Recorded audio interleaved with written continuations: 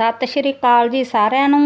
स्वागत है तुहाडा सच्चियां कहानियां ते। करमो जिसका कद लंबा भरमा शरीर ते कणक वन्ना रंग सी, जिस दियां डूंघियां अखां उसकी जिंदगी दियां कठिनाइयां नूं बयान करदियां सी। उसके चेहरे ते उम्र नाल आईयां होईयां झुरड़ियां इस तरह जापदियां जिवें उसकी जिंदगी दी औकड़ा ते तजर्बे नूं दर्शाउंदियां होण। उसके दुध चिट्टे वाल जिवें उसकी सियाणप दी गवाही भरदे होण। उसके गोल ते भारे हत्थ विचलियां अट्टियां उसके मेहनती होने का सबूत सी। बड़े सिदक ते संतोख हठ वाली औरत सी करमो। उसकी जिंदगी बारे जद भी सोचदी इदां लगदा जिवें कुदरत का डाढा ही वैर सी उस नाल। जन्म तो मरण तक जिंदगी के बड़े इम्तिहान चों गुजरी सी। शायद तां ही उस अंदर इन्नी सियाणप सी। वो बड़े निघे ते मिठे सुभाअ दी मालक सी। जिथे भी बैठदी रौनकां लगा दिंदी। अपने हसमुख सुभाअ कारण चंद पलां विच ही हरेक नूं अपना बना लैंदी। हरेक दे दुख सुख विच सब तो अगे खड़दी। जिंदगी ने बड़ी वार हराउण दी कोशिश कीती, पर जिवें जिंदगी नाल लड़ना सिख लिया सी। अज उसदे भोग समय इकट्ठे होए लोकां दी अखां विचले अथरू उसदे नेक दिल होण दी गवाही भरदे लगे। जिंदगी दे इस मोड़ ते जिथे कुछ सब ने एक ना एक दिन जाना ही है, पर उसका चले जाना उस नाल जुड़े हर व्यक्ति लई बहुत वड्डा घाटा सी। उसके परिवार की तां जिवें रूह ही कोई कढ लै गया होवे।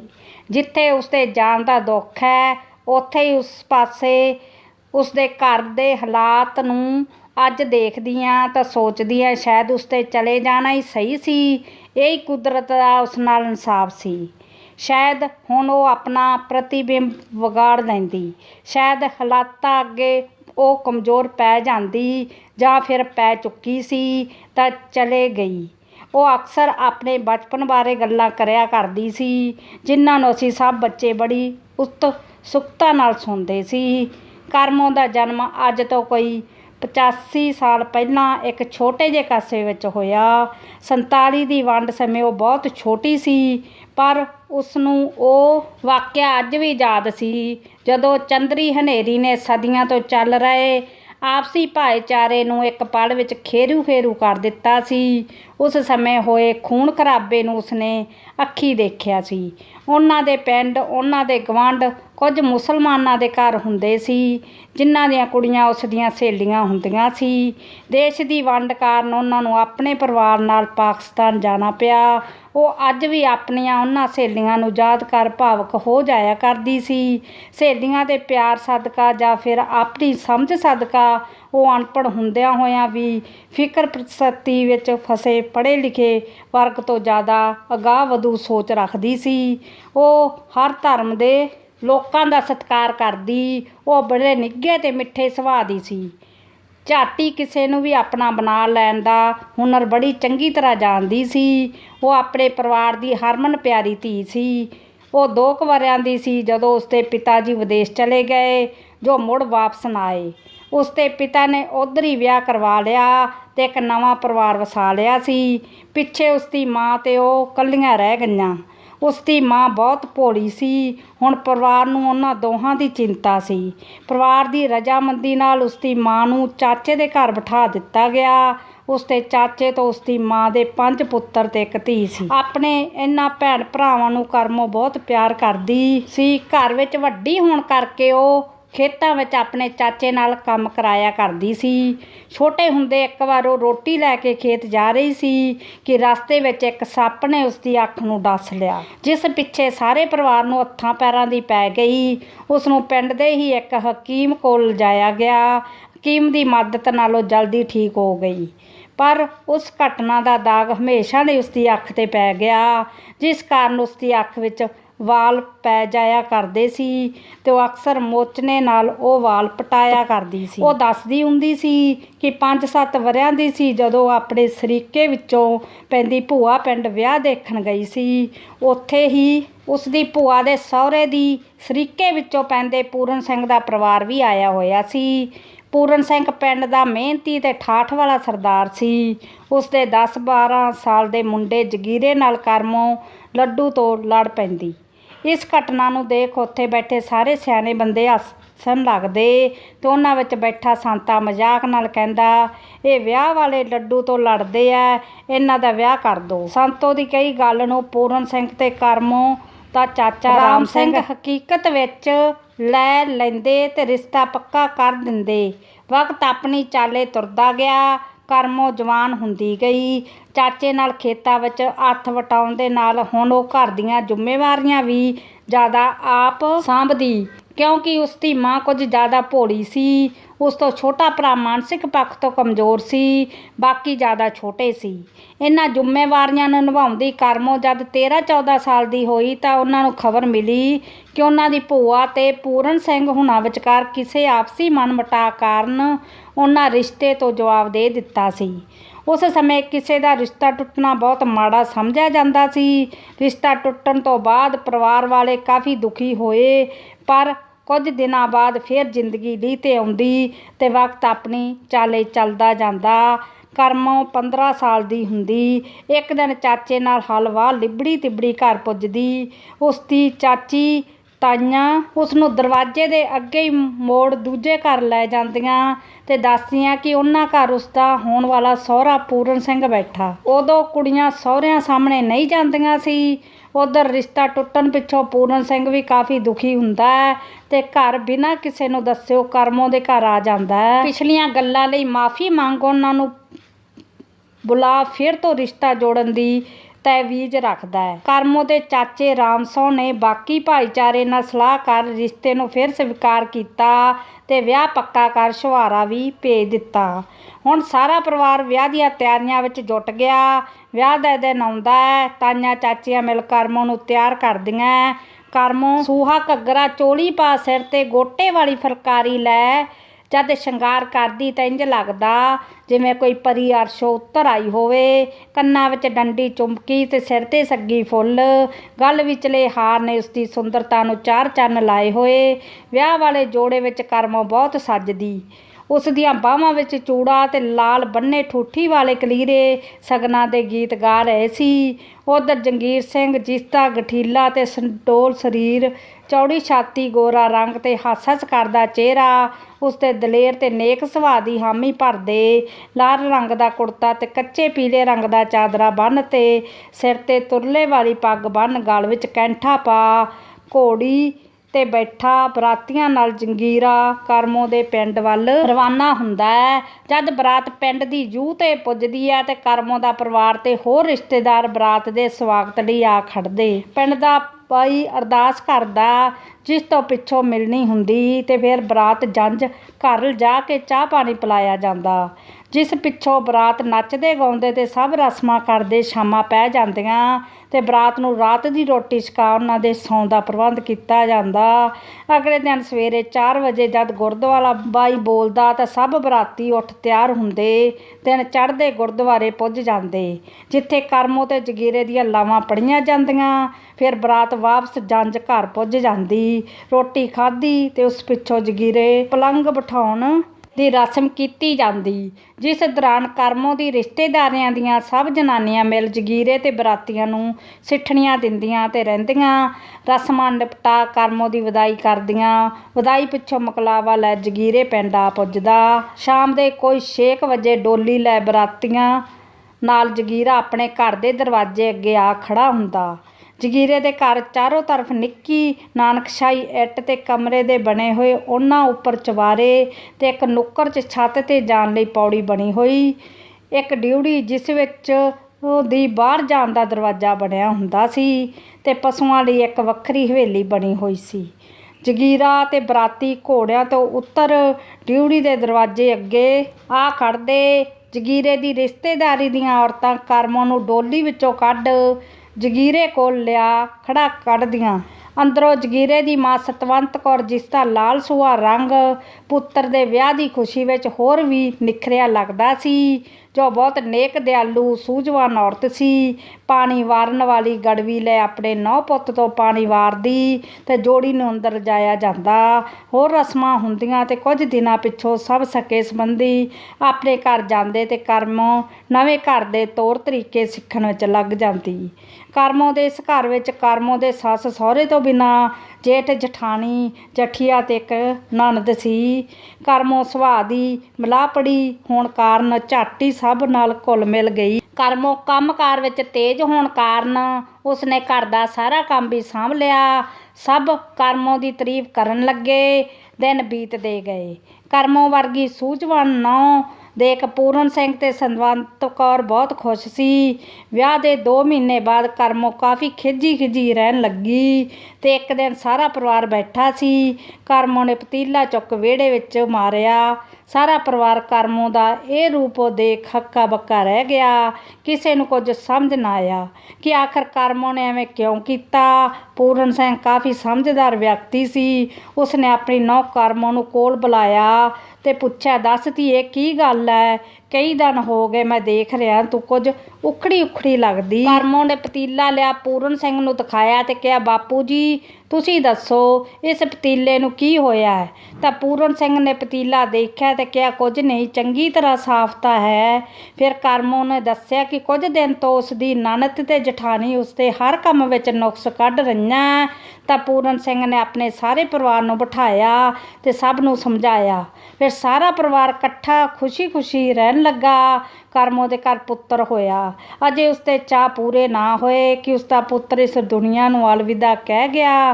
ਕਰਮੋਂ ਹੁਣ ਉਦਾਸ ਰਹਿਣ ਲੱਗੀ। ਪਰ ਫਿਰ ਜਲਦੀ ਉਸਦੇ ਘਰ ਦੂਜੇ ਪੁੱਤਰ ਦਾ ਜਨਮ ਹੋਇਆ, ਜਿਸ ਦਾ ਨਾਮ ਸੁਖਦੇਵ ਸਿੰਘ ਰੱਖਿਆ। ਪਰ ਸਾਡੇ ਸਮਾਜ ਦੀ ਤਰਾਸਦੀ ਰਹੀ ਔਰਤ ਦੁਸ਼ਮਣ ਬਣ ਆਪਣੇ ਘਰ ਵਿੱਚ ਵੰਡੀਆਂ ਪਾਉਣ ਲੱਗ ਜਾਂਦੀ। ਉਸਦੀ ਨਿੱਤ ਦੀਆਂ ਛੋਟੀਆਂ ਗੱਲਾਂ ਹੀ ਰਿਸ਼ਤਿਆਂ ਵਿੱਚ ਫਿੱਕ ਪਾ ਜਾਂਦੀਆਂ। ਐਵੇਂ ਪੂਰਨ ਸਿੰਘ ਘਰ ਹੋਣਾ ਵੀ ਸ਼ੁਰੂ ਹੋ ਗਿਆ। ਉਸਦੇ ਪਰਿਵਾਰ ਉਦੋਂ ਮਾਲਵੇ ਵਿੱਚ ਜਾ ਕੁਝ ਜ਼ਮੀਨ ਖਰੀਦ, ਜਿੱਥੇ ਪਹਿਲਾਂ ਕੁਝ ਸਮਾਂ ਪੂਰਨ ਸਿੰਘ ਨੇ ਖੁਦ ਵਾਹੀ ਕੀਤੀ ਸੀ। ਫਿਰ ਘਰ ਵਿੱਚ ਵੱਧਦੇ ਝਗੜੇ ਨੂੰ ਦੇਖ ਉਸਨੇ ਕਰਮੋਂ ਤੇ ਜਗੀਰੇ ਨੂੰ ਉੱਥੇ ਭੇਜ ਦਿੱਤਾ।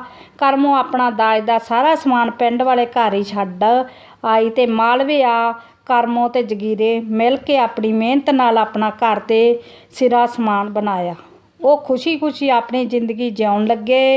ਇੱਥੇ ਹੀ ਉਹਨਾਂ ਘਰ ਇੱਕ ਹੋਰ ਪੁੱਤ ਹੋਇਆ, ਜਿਸ ਦਾ ਨਾਮ ਪ੍ਰੀਤਮ ਸਿੰਘ ਰੱਖਿਆ। ਸਭ ਕੁਝ ਸਹੀ ਚੱਲ ਰਿਹਾ ਸੀ ਕਿ ਉਹਨਾਂ ਪਿੰਡੋਂ ਇੱਕ ਸੁਨੇਹਾ ਮਿਲਦਾ ਹੈ, ਜਿਸ ਤੋਂ ਉਹਨਾਂ ਨੂੰ ਪਤਾ ਚੱਲਦਾ ਕਿ ਉਹਨਾਂ ਦੇ ਘਰ ਦਾ ਸਾਰਾ ਸਮਾਨ ਇੱਟਾਂ ਜਗੀਰੋ ਦੇ ਭਰਾ ਲੋਕਾਂ ਨੂੰ ਚੁਕਾ ਦਿੱਤੇ ਸੀ।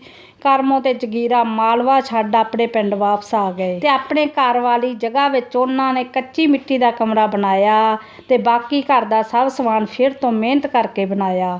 ਤੇ ਮਾਲਵੇ ਦੇ 100 ਕਿੱਲਾ ਜ਼ਮੀਨ ਜਗੀਰੇ ਦੇ ਵੱਡੇ ਭਰਾ ਨੇ ਵਾਹੁਣੀ ਸ਼ੁਰੂ ਕਰ ਦਿੱਤੀ। ਹੁਣ ਜਗੀਰੇ ਹੁਣੀ ਪਿੰਡ ਦੀ ਜ਼ਮੀਨ ਤੇ ਹੀ ਵਾਹੀ ਕਰਨ ਲੱਗੇ। ਹੁਣ ਕਰਮੋਂ 5 ਪੁੱਤਰਾਂ ਤੇ ਇੱਕ ਧੀ ਦੀ ਮਾਂ ਬਣ ਗਈ। ਸੁਖਦੇਵ, ਪ੍ਰੀਤਮ, ਅਮਰੋ, ਸੁਰਜਣ, ਪਿੱਕਰ ਤੇ ਰਾਜੂ ਵੱਡੇ ਹੋਏ। ਕਰਮੋਂ ਨੇ ਉਹਨਾਂ ਦੀ ਯੋਗਤਾ ਮੁਤਾਬਕ ਪੜ੍ਹਾ ਉਹਨਾਂ ਸਭ ਨੂੰ ਕੰਮਾਂ ਤੇ ਲਗਾ ਦਿੱਤਾ। ਕਰਮੋਂ ਨੂੰ ਲੱਗਦਾ ਸੀ ਕਿ ਹੁਣ ਉਸਦੇ ਸੁੱਖ ਦੇ ਦਿਨ ਆਉਣ ਵਾਲੇ ਹਨ। ਉਹ ਬੱਚਿਆਂ ਦਾ ਵਿਆਹ ਕਰ ਸਭ ਦੀਆਂ ਜ਼ਿੰਮੇਵਾਰੀਆਂ ਤੋਂ ਸੁਰਖਰੂ ਹੋ ਆਰਾਮ ਨਾਲ ਜ਼ਿੰਦਗੀ ਜਿਉਣਾ ਚਾਹੁੰਦੀ ਸੀ। ਇੱਕ ਦਿਨ ਕਰਮੋਂ ਦੇ ਘਰ ਗਵਾਂਢ ਰਹਿੰਦੀ ਬਿਸ਼ਨੀ ਤਾਈ ਆਈ। ਉਸ ਦੇ ਨਾਲ ਹੀ ਉਸਦੀ ਭੈਣ ਸਰਜੀਤੀ ਵੀ ਆਈ ਹੋਈ ਸੀ। ਕਰਮੋਂ ਸਬਾਤ ਵਿੱਚ ਬੈਠੀ ਰੋਟੀ ਟੁੱਕ ਕਰ ਰਹੀ ਸੀ। ਕਰਮੋਂ ਨੇ ਬਿਸ਼ਨੀ ਤਾਈ ਤੇ ਉਸਦੀ ਭੈਣ ਨੂੰ ਵੀ ਕੋਲ ਹੀ ਬਿਠਾ ਲਿਆ। ਬਿਸ਼ਨੀ ਤਾਈ ਤਾਂ ਕਰਮੋਂ ਨਾਲ ਗੱਲਾਂ ਵਿੱਚ ਰੁੱਝ ਗਈ। ਉਸਦੀ ਭੈਣ ਟੋਕੇ ਤੇ ਪੱਠੇ ਕੁਤਰਤੇ ਹੋਏ ਸੁੱਖੇ ਵੱਲ ਦੇਖਣ ਲੱਗੀ। 6 ਫੁੱਟ ਲੰਬਾ ਭਰਵੇਂ ਸਰੀਰ ਦਾ ਮਾਲਕ ਸੁੱਖਾ ਆਪਣੀ ਭਾਰੀ ਭਰਕਮ ਆਵਾਜ਼ ਵਿੱਚ ਆ ਤਾਈ ਤੇ ਉਸਦੀ ਭੈਣ ਨੂੰ ਮੱਥਾ ਟੇਕ ਅੰਦਰ ਜਾ ਬੈਠਾ। ਸਰਜੀਤੀ ਨੂੰ ਸੁੱਖੇ ਦਾ ਕੱਦ ਕਾਠ ਤੇ ਸੁਭਾਅ ਚੰਗਾ ਲੱਗਾ। ਸਰਜੀਤ ਉਸੇ ਹੀ ਦਿਨ ਆਪਣੇ ਪਿੰਡ ਸਹਾਏ ਵਾਪਸ ਆ ਗਈ। ਘਰ ਆ ਉਸਨੇ ਆਪਣੇ ਘਰ ਵਾਲੇ ਨੂੰ ਸੁੱਖੇ ਤੇ ਉਸਦੇ ਪਰਿਵਾਰ ਬਾਰੇ ਦੱਸਿਆ। ਉਸਦੇ ਪਤੀ ਜਾਗਰ ਸਿੰਘ ਨੇ ਸੁੱਖੇ ਨੂੰ ਵੇਖਣ ਦਾ ਮਨ ਬਣਾਇਆ। ਅਗਲੇ ਦਿਨ ਜਾਗਰ ਆਪਣੀ ਸਾਲੀ ਬਿਸ਼ਨੀ ਕੋਲ ਪੁੱਜ ਗਿਆ ਤੇ ਬਿਸ਼ਨੀ ਦੇ ਘਰ ਵਾਲੇ ਤਾਏ ਹਰੀ ਸਿੰਘ ਨੂੰ ਨਾਲ ਲੈ ਕਰਮੋਂ ਘਰ ਪੁੱਜ ਗਿਆ। ਸੁੱਖਾ ਬਾਹਰੋਂ ਪੱਠੇ ਲੈ ਕੇ ਆਇਆ ਤਾਂ ਹਰੀ ਨੇ ਜਾਗਰ ਨੂੰ ਇਸ਼ਾਰਾ ਕੀਤਾ। ਜਾਗਰ ਨੇ ਤਾਏ ਦੇ ਕੰਨ ਵਿੱਚ ਕਿਹਾ, ਤਾਇਆ ਜਗੀਰ ਸਿੰਘ ਨੂੰ ਇੱਕ ਪਾਸੇ ਹੋ ਲੈ ਕੇ ਗਿਆ ਤੇ ਤਾਏ ਨੇ ਜਾਗਰ ਨੂੰ ਕਿਹਾ ਕਿ ਜਾਗਰ ਸਿੰਘ ਆਪਣੀ ਧੀ ਦਾ ਰਿਸ਼ਤਾ ਸੁੱਖੇ ਨੂੰ ਕਰਨਾ ਚਾਹੁੰਦਾ ਹੈ। ਜਾਗਰ ਸਿੰਘ ਨੇ ਉਸੇ ਸਮੇਂ ਕਰਮੋਂ ਨੂੰ ਬੁਲਾ ਸਾਰੀ ਗੱਲ ਦੱਸੀ। ਦੋਵਾਂ ਨੇ ਸਲਾਹ ਕਰ ਰਿਸ਼ਤੇ ਲਈ ਹਾਮੀ ਭਰ ਦਿੱਤੀ। ਜਾਗਰ ਸਿੰਘ ਨੇ 11 ਰੁਪਏ ਕੱਢ ਸੁੱਖੇ ਨੂੰ ਸ਼ਗਨ ਪਾ ਦਿੱਤਾ। ਸ਼ਾਮ ਨੂੰ ਸਾਰਾ ਪਰਿਵਾਰ ਇਕੱਠਾ ਹੋਇਆ। ਸਭ ਬਹੁਤ ਖੁਸ਼ ਸੀ ਕਿ ਸੁੱਖੇ ਦੀ ਮੰਗਣੀ ਹੋ ਗਈ। ਕਰਮੋ ਹੁਣ ਆਪਣੀ ਨੂੰਹ ਨੂੰ ਦੇਖਣ ਜਾਣ ਲਈ ਸ਼ਗਨ ਦਾ ਸਮਾਂ ਇਕੱਠਾ ਕਰਨ ਲੱਗੀ। ਕਰਮੋ ਬਹੁਤ ਖੁਸ਼ ਸੀ। ਬੁੱਧਵਾਰ ਦਾ ਦਿਨ ਕੁੜੀ ਨੂੰ ਵੇਖਣ ਦਾ ਨਿਸ਼ਚਿਤ ਹੋਇਆ। ਕਰਮੋ ਨੇ ਤਾਈ ਬਿਸ਼ਨੀ ਨੂੰ ਨਾਲ ਲਿਆ ਤੇ ਦੋਵੇਂ ਕੁੜੀ ਨੂੰ ਸ਼ਗਨ ਪਾਉਣ ਸਵਾਏ ਜਾ ਪੁੱਜੀਆਂ। ਜਿਵੇਂ ਕਰਮੋ ਅੰਦਰ ਬੈਠੀ ਤਾਂ ਪਿਛਲੇ ਕਮਰੇ ਵਿੱਚੋਂ ਨਿੱਕੀ ਬੂਟੀ ਦਾ ਸੂਟ ਪਾ ਸਿਰ 'ਤੇ ਸਪੂਨ ਦੀ ਚੁੰਨੀ ਲਈ ਸਾਵਲੇ ਜਿਹੇ ਰੰਗ ਦੀ ਦਰਮਿਆਨੇ ਕੱਦ ਦੀ ਦੇਬੋ ਬਾਹਰ ਆਈ। ਦੇਬੋ ਦੀ ਭਾਬੀ ਸਿਮਰ ਉਸ ਦੇ ਨਾਲ ਆਈ। ਸਿਮਰ ਨੇ ਆ ਕੇ ਤਾਈ ਬਿਸ਼ਨੂ ਤੇ ਕਰਮੋ ਨੂੰ ਮੱਥਾ ਟੇਕਿਆ। ਨਾਲ ਹੀ ਦੇਬੋ ਨੂੰ ਵੀ ਇਸ਼ਾਰਾ ਕੀਤਾ। ਦੇਬੋ ਨੇ ਵੀ ਕਰਮੋ ਦੇ ਪੈਰਾਂ ਨੂੰ ਹੱਥ ਲਾਇਆ। ਕਰਮੋ ਨੇ ਦੇਬੋ ਨੂੰ ਦੋਵਾਂ ਬਾਹਾਂ ਤੋਂ ਫੜ ਗਲ ਨਾਲ ਲਾ ਲਿਆ ਤੇ ਨਾਲ ਹੀ ਬੋਲੇ, ਮੇਰੀ ਧੀ ਤਾਂ ਬਾਹਲੀ ਸੋਹਣੀ ਐ। ਦੋਵੇਂ ਫਿਰ ਬੈਠ ਗਈਆਂ। ਦੇਬੋ ਦੀ ਭਾਬੀ ਨੇ ਕਰਮੋ ਹੋਣਾ ਨੂੰ ਚਾਹ ਪਿਲਾਈ। ਫਿਰ ਦੇਬੋ ਨੂੰ ਮਿਲਣ ਦੀ ਰਸਮ ਪੂਰੀ ਕੀਤੀ। ਕਰਮੋ ਤੇ ਤਾਈ ਕੁਝ ਸਮਾਂ ਬੈਠ ਹੋਰ ਵਿਹਾਰੀ ਗੱਲਬਾਤ ਕਰ ਘਰ ਵਾਪਸ ਆ ਗਈਆਂ। ਘਰ ਆ ਕਰਮੋ ਨੇ ਆਪਣੇ ਸਰੀਕੇ ਵਿੱਚ ਲੱਡੂ ਵੰਡੇ। ਫਿਰ ਯੂਪੀ ਰਹਿੰਦੇ ਭੂਆ ਨੂੰ ਪੱਤਰ ਲਿਖ ਸੁੱਖੇ ਦੇ ਮੰਗਣੇ ਬਾਰੇ ਦੱਸਿਆ ਗਿਆ। ਸੁੱਖਾ ਵੀ ਬਹੁਤ ਖੁਸ਼ ਸੀ। ਫਿਰ ਸਭ ਸੁੱਖੇ ਦੇ ਵਿਆਹ ਦਾ ਇੰਤਜ਼ਾਰ ਕਰਨ ਲੱਗੇ। 10 ਦਿਨ ਮਗਰੋਂ ਤਾਈ ਘਰ ਆਈ। ਤਾਈ, ਕਰਮੋ ਕੁੜੇ ਕਿੱਥੇ ਆ? ਕਰਮੋ ਨੇ ਕਿਹਾ, ਹਾਂਜੀ ਆ ਜਾਓ, ਅੰਦਰ ਹੀ ਆ। ਤਾਈ ਨੇ ਕਿਹਾ, ਕੀ ਕਰੀ ਜਾਨੀ ਅੰਦਰ ਕੁੜੇ? ਤਾਂ ਕਰਮੋ ਨੇ ਕਿਹਾ, ਕੁਝ ਨਹੀਂ ਕਰਨਾ ਕੀ ਹੈ, ਬਸ ਕੱਪੜੇ ਜੋੜਦੀ ਸੀ। ਹੋਰ ਆ ਜਾਓ ਬੈਠੋ। ਤਾਈ ਨੇ ਕਿਹਾ, ਹੋਰ ਸੁਣਾ, ਬਾਕੀ ਕਿੱਥੇ ਆ, ਕੋਈ ਨਜ਼ਰ ਨਹੀਂ ਆਉਂਦਾ। ਕਰਮੋ ਨੇ ਕਿਹਾ, ਨਿੱਕੇ ਮੁੰਡੇ ਦਾ ਸਕੂਲ ਤੋਂ ਨਹੀਂ ਮੁੜੇ ਅਜੇ, ਤੇ ਬਾਪੂ ਇਹਨਾਂ ਦਾ ਸੁੱਖਾ ਖੇਤ ਗਏ ਆ। ਤਾਈ ਨੇ ਕਿਹਾ, ਤੇ ਕੁੜੀ ਕਿੱਥੇ ਤੇਰੀ? ਕੰਮਕਾਰ ਕਰਵਾਇਆ ਕਰ ਉਸ ਤੋਂ। ਕਰਮੋ ਨੇ ਕਿਹਾ, ਉਹ ਵੀ ਹੁਣੇ ਆਪਦੇ ਚਾਚੇ ਘਰ ਗਈ ਐ। ਕੰਮਕਾਰੀ ਕਰਨਾ ਸਾਰੀ ਉਮਰ, ਇਹੀ ਦਿਨ ਆ ਖੇਡ ਮੱਲ ਲੈਣ। ਤਾਈ ਨੇ ਕਿਹਾ, ਅਗਲੇ ਘਰ ਤਾਂ ਕੰਮ ਹੀ ਵੇਖਣਾ ਹੈ। ਅਗਲੀਆਂ ਜਵਾਨ ਹੋਈ ਬਾਹਲਾ ਨਾ ਫਿਰਨ ਦਿਆ ਕਰ। ਹੋਰ 4 ਸਾਲਾਂ ਨੂੰ ਵਿਆਹ ਵੀ ਕਰਨਾ ਤੂੰ। ਕਰਮੋ ਨੇ ਕਿਹਾ, ਗੱਲ ਤਾਂ ਤਾਈ ਠੀਕ ਹੈ, ਅੱਗੇ ਤੋਂ ਧਿਆਨ ਰੱਖੂੰ। ਹੋਰ ਕਿੱਥੇ ਆਏ? ਤਾਈ, ਆਉਣਾ ਕਿੱਥੋਂ ਸੀ, ਤੇਰਾ ਕੁੜਮਾ ਦੇ ਗਈ ਸੀ ਕੱਲ੍ਹ ਦੀ। ਕਰਮੋ ਨੇ ਕਿਹਾ, ਅੱਛਾ, ਹੋਰ ਸੁਣਾਓ ਫਿਰ ਕੀ ਹਾਲ ਹੈ ਸਾਡੀ ਧੀ ਰਾਣੀ ਦਾ? ਤਾਈ ਨੇ ਕਿਹਾ, ਚੰਗੀ ਆ ਉਹ ਵੀ, ਮੈਂ ਤੇਰੇ ਵੱਲ ਆਈ ਸੀ, ਉਹ ਹੁਣ ਵਿਆਹ ਲਈ ਕਾਹਲੇ ਪਏ ਐ। ਕਰਮੋ ਨੇ ਕਿਹਾ, ਅੱਛਾ, ਪਰ ਮੈਂ ਤਾਂ ਸੋਚਦੀ ਸੀ ਘਰ ਦਾ ਮੂੰਹ ਮੱਥਾ ਕਰ ਲਾਂ ਪਹਿਲਾਂ, ਆਖਰ ਨਹੁੰ ਧੀ ਆਉਣੀ ਆ। ਤਾਈ ਨੇ ਕਿਹਾ, ਮੂੰਹ ਮੱਥੇ ਨੂੰ ਕੀ ਹੋਇਆ, ਚੰਗਾ ਭਲਾ ਹੈ, ਆਪੇ ਬਣਦਾ ਰਹੂ, ਤੂੰ ਮੁੰਡਾ ਵਿਆਹ। ਇੰਨੇ ਨੂੰ ਸੁੱਖਾ ਤੇ ਜੰਗੀਰਾ ਵੀ ਖੇਤੋਂ ਮੁੜ ਆਉਂਦੇ। ਸੁੱਖਾ ਪੱਠੇ ਸੁੱਟਣ ਚਲਾ ਜਾਂਦਾ ਹੈ ਤੇ ਜੰਗੀਰਾ ਹੱਥ ਤੋਂ ਸਿੱਧਾ ਅੰਦਰ ਆਉਂਦਾ ਹੈ। ਜੰਗੀਰੇ ਨੇ ਕਿਹਾ, ਅੱਜ ਤਾਈ ਆਈ ਹੈ। ਤਾਈ ਨੂੰ ਮੱਥਾ ਟੇਕਦਾ ਹੈ ਤੇ ਪੁੱਛਦਾ, ਬੜੇ ਦਿਨਾਂ ਬਾਅਦ ਆਈ, ਤਾਈ ਕਿੱਥੇ ਗਈ ਸੀ? ਨਾ ਵੇ ਜਗੀਰ ਸਿਆਂ, ਜਾਣਾ ਕਿੱਥੇ ਸੀ? ਘਰ ਦੇ ਕੰਮ ਕਾਰ ਹੀ ਨਹੀਂ ਮੁੱਕਦੇ। ਕੱਲ੍ਹ ਦੀ ਗਈ ਸੀ ਤੇਰੇ ਕੁੜਮਾ ਕੋਲ। ਜੰਗੀਰਾ ਹੱਸਦੇ ਹੋਏ, ਅੱਛਾ, ਤਾਂ ਮੇਰੀ ਕੁੜਮਣੀ ਕੋਲੋਂ ਆਈ ਐ, ਕੀ ਕਹਿੰਦੇ ਫਿਰ ਉਹ? ਤਾਈ ਨੇ ਕਿਹਾ, ਉਹ ਹੀ ਤਾਂ ਕਰਮੋ ਨਾਲ ਗੱਲ ਕਰਦੀ ਕਿ ਉਹ ਵਿਆਹ ਲਈ ਕਾਹਲੇ ਪਏ ਐ। ਜੰਗੀਰਾ ਨੇ ਕਿਹਾ, ਤਾਂ ਕੋਈ ਨਹੀਂ, ਆਉਂਦੇ ਮੱਘਰ ਦਾ ਕਰ ਲੈਣਾ ਪੱਕਾ, ਬਸ ਭੈਣ ਦੀ ਚਿੱਠੀ ਅਜੇ ਉਸਨੂੰ ਪੁੱਛ ਲਈ। ਤਾਈ ਨੇ ਕਿਹਾ, ਆਹੋ ਪੁੱਤ, ਪੁੱਛ ਲਓ ਜਿਸ ਨੂੰ ਪੁੱਛਣਾ ਹੈ, ਫਿਰ ਸਲਾਹ ਕਰਕੇ ਦੱਸ ਦਿਓ ਮੈਨੂੰ। ਕਰਮੋ ਨੇ ਕਿਹਾ, ਆਹੋ ਭੈਣ ਜੀ ਨੂੰ ਪੁੱਛ ਕੇ ਤੇ ਦਿਨ ਮਿੱਥ ਲੈਂਦੇ। ਤਾਈ ਨੇ ਕਿਹਾ, ਚੰਗਾ, ਫਿਰ ਮੈਂ ਚੱਲਦੀ ਆਂ। ਕਰਮੋ ਨੇ ਕਿਹਾ, ਬਹਿ ਜਾਓ। ਤਾਈ, ਕੱਲ੍ਹ ਦੀ ਨਿਕਲੀ ਆ, ਹੁਣ ਘਰ ਦੇਖਾਂ ਜਾ ਕੇ। ਇੰਨੇ ਨੂੰ ਸੁੱਖਾ ਵੀ ਹੱਥ ਪੈਰ ਤੋਂ ਅੰਦਰ ਆਉਂਦਾ ਹੈ। ਤਾਈ ਨੂੰ ਮੱਥਾ ਟੇਕਦਾ। ਤਾਈ ਘਰ ਵੱਲ ਚੱਲ ਜਾਂਦੀ ਤੇ ਸੁੱਖਾ, ਬੀਬੀ ਰੋਟੀ ਦੇ, ਭੁੱਖ ਲੱਗੀ। ਕਰਮੋ ਰੋਟੀ ਪਾ ਸੁੱਖੇ ਦੇ ਜਗੀਰੇ ਨੂੰ ਦਿੰਦੀ। ਬਾਹਰੋਂ ਅਮਰੋ ਦੀਆਂ ਚੀਕਾਂ ਦੀ ਆਵਾਜ਼ ਆਉਂਦੀ, ਬਾਪੂ ਬਾਪੂ। ਸੁੱਖਾ ਤੇ ਜੰਗੀਰਾ ਰੋਟੀ ਛੱਡ ਭੱਜਦੇ। ਅਮਰੋ ਆਪਣੇ ਚਾਚੇ ਦੇ ਕੋਠੇ ਤੇ ਖੜ ਕੇ ਆਵਾਜ਼ ਲਗਾਉਂਦੀ ਹੈ। ਜਗੀਰਾ ਕੋਠੇ ਚੜ੍ਹ ਅਮਰੋ ਨੂੰ ਪੁੱਛਦਾ, ਕੀ ਹੋਇਆ, ਰੋ ਕਿਉਂ ਰਹੀ ਹੈ?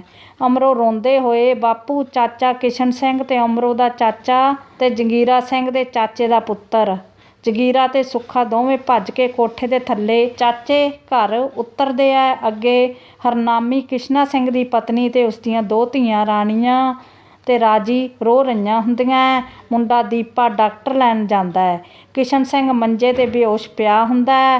ਹਰਨਾਮੀ ਜਗੀਰੇ ਨੂੰ ਦੇਖ ਘੁੰਡ ਕੱਢਦੀ ਹੋਈ ਬੋਲਦੀ ਹੈ, ਹਾਏ ਭਾਜੀ, ਆਪਣੇ ਭਰਾ ਨੂੰ ਦੇਖ ਕੀ ਹੋਇਆ? ਜਗੀਰਾ ਅੱਗੇ ਹੋ ਕੇ ਉਸਨੂੰ ਦੇਖਦਾ ਹੈ।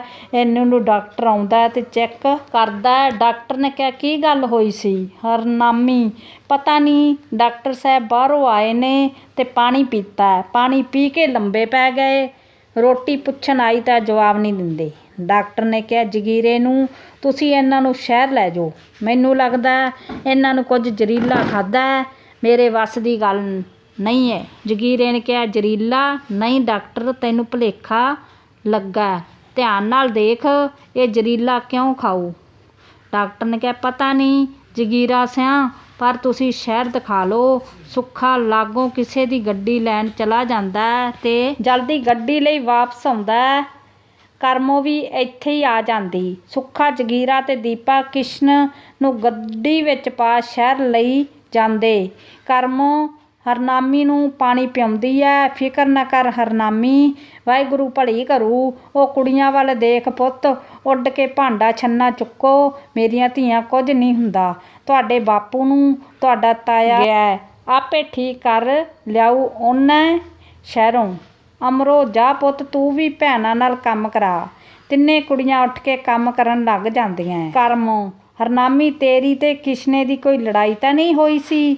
ਹਰਨਾਮੀ, ਨਾ ਭੈਣ, ਇਹ ਤਾਂ ਕੱਲ੍ਹ ਦਾ ਨਾ ਖਸਮਾ ਉਹ ਬਾਹਰ ਵਾਲੇ ਬਿੱਲੂ ਨਾਲ ਉਹਦੇ ਸਹੁਰੀ ਗਿਆ। ਕਰਮੋ ਅੱਗੇ ਕੁਝ ਹੋਰ ਬੋਲਦੀ। ਇੰਨੇ ਨੂੰ ਆਸੇ ਪਾਸੇ ਤੋਂ ਹੋਰ ਜਨਾਨੀਆਂ ਵੀ ਕਿਸ਼ਨੇ ਦਾ ਹਾਲ ਪੁੱਛਣ ਘਰ ਆ ਗਈਆਂ।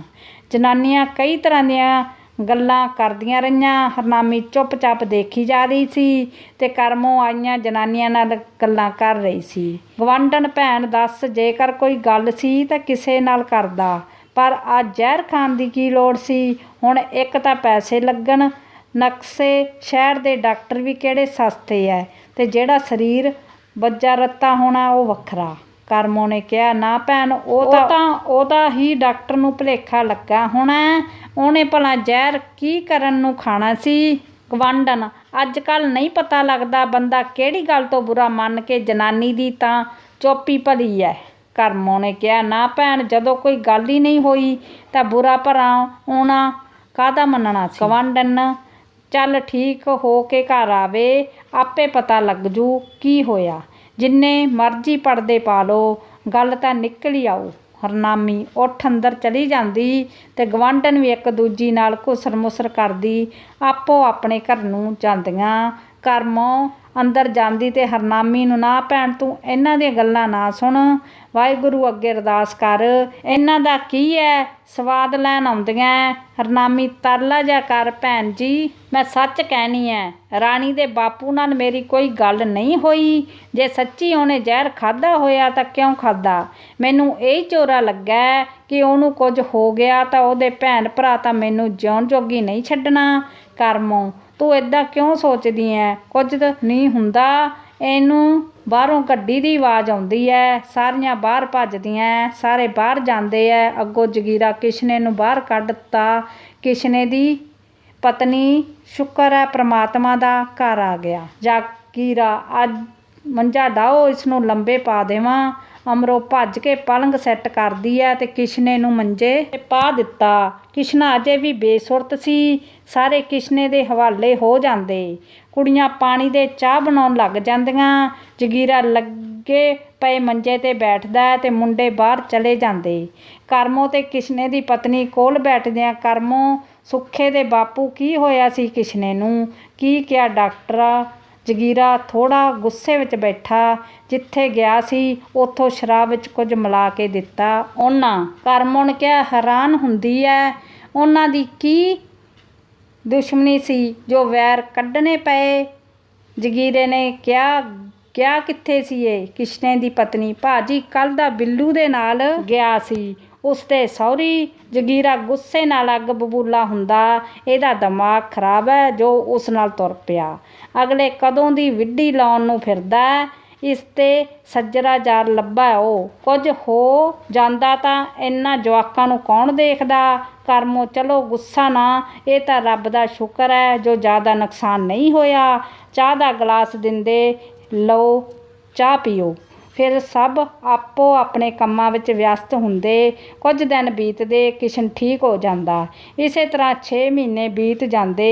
ਸੁੱਖੇ ਦੇ ਵਿਆਹ ਦਾ ਦਿਨ ਆਉਂਦਾ, ਹਲਵਾਈ ਲੱਗਦੇ, ਬੀਬੀਆਂ ਗਾਉਂਦੀਆਂ, ਦੋਵਾਂ ਘਰਾਂ ਵਿੱਚ ਚਹਿਲ ਪਹਿਲ ਹੁੰਦੀ। 4 ਦਿਨ ਪੂਰੀ ਰੌਣਕ ਲੱਗਦੀ। ਸੁੱਖੇ ਦਾ ਵਿਆਹ ਹੁੰਦਾ ਤੇ ਦੇਬੋ ਕਰਮੋਂ ਦੀ ਘਰ ਦੀ ਨੂੰਹ ਬਣ ਆ ਜਾਂਦੀ। ਵਕਤ ਆਪਣੀ ਚਾਲ ਤੁਰਦਾ। ਵਿਆਹ ਦੇ ਕੁਝ ਮਹੀਨੇ ਤਾਂ ਠੀਕ ਬੀਤਦੇ, ਪਰ 6 ਮਹੀਨੇ ਬਾਅਦ ਦੇਬੋ ਆਪਣੀਆਂ ਪੇਕਿਆਂ ਮਗਰ ਲੱਗ ਸੁੱਖੇ ਨਾਲ ਵੱਖ ਹੋਣ ਲਈ ਲੜਾਈ ਕਰਦੀ।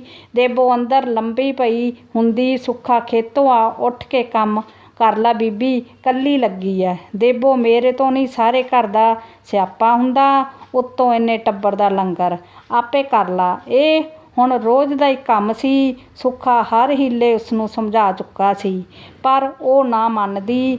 ਹਾਰ ਕੇ ਸੁੱਖਾ ਆਪ ਹੀ ਚੁੱਪ ਕਰ ਜਾਂਦਾ। ਵਕਤ ਦਾ ਪਹੀਆ ਚੱਲਦਾ ਰਿਹਾ। ਸੁੱਖੇ ਦਾ ਕਰਮੋਂ ਦਾ ਕਲੇਸ਼ ਵੱਧਦਾ ਗਿਆ। ਅਗਲਾ ਮਾਘ ਆਇਆ, ਕਰਮੋਂ ਨੇ ਦੂਜੇ ਪੁੱਤ ਦਾ ਵਿਆਹ ਕਰ ਲਿਆ। ਕੁਝ ਮਹੀਨੇ ਮਗਰੋਂ ਅਮਰੋ ਨੂੰ ਵੀ ਵਿਆਹ ਆਪਣੇ ਘਰ ਤੋਰ ਦਿੱਤਾ। ਨਵੀਂ ਆਈ ਨੂੰਹ ਨੇ ਘਰ ਦੀ ਸਾਰੀ ਜ਼ਿੰਮੇਵਾਰੀ ਸਾਂਭ ਲਈ ਤੇ ਜਲਦੀ ਇੱਕ ਬੱਚੇ ਦੀ ਮਾਂ ਬਣ ਗਈ। ਸਭ ਉਸ ਦੀਆਂ ਤਾਰੀਫਾਂ ਕਰਦੇ। ਦੇਬੋ ਕੋਲ ਹੁਣ ਇਹ ਬਰਦਾਸ਼ਤ ਨਾ ਹੁੰਦਾ। ਉਹ ਕਿਸੇ ਨਾ ਕਿਸੇ ਬਹਾਨੇ ਘਰ ਵਿੱਚ ਲੜਾਈ ਰੱਖਦੀ। ਇੱਕ ਦਿਨ ਰੱਬ ਨੇ ਸੁਣ ਲਈ ਤਾਂ ਦੇਬੋ ਦੇ ਘਰ ਇੱਕ ਪੁੱਤਰ ਨੇ ਜਨਮ ਲਿਆ। ਪਰ ਦੇਬੋ ਦੀ ਜਿੱਦ ਦੇ ਅਣਗਹਿਲੀ ਕਾਰਨ ਕੁਝ ਦਿਨਾਂ ਪਿੱਛੋਂ ਰੱਬ ਨੂੰ ਪਿਆਰਾ ਹੋ ਗਿਆ। ਉਹਨਾਂ ਦਿਨਾਂ ਵਿੱਚ ਅੱਤਵਾਦ ਪੂਰੇ ਜ਼ੋਰਾਂ 'ਤੇ ਸੀ। ਕਰਮੋਂ ਦੀ ਧੀ ਅਮਰੋ ਸਹੁਰੇ ਪਰਿਵਾਰ ਵਿੱਚ ਕਿਸੇ ਮੈਂਬਰ ਦਾ ਸੰਬੰਧ ਅੱਤਵਾਦੀ ਨਿਕਲਣ ਹੋਣ ਕਾਰਨ ਪੁਲਿਸ ਆਏ ਦਿਨ ਉਹਨਾਂ ਨੂੰ ਤੰਗ ਕਰਦੀ ਰਹਿੰਦੀ, ਜਿਸ ਲਈ ਅਮਰੋ ਤੇ ਉਸਦੇ ਪਰਿਵਾਰ ਨੂੰ ਖਾਸਾ ਵਕਤ ਬਾਹਰ ਰਹਿਣਾ ਪਿਆ।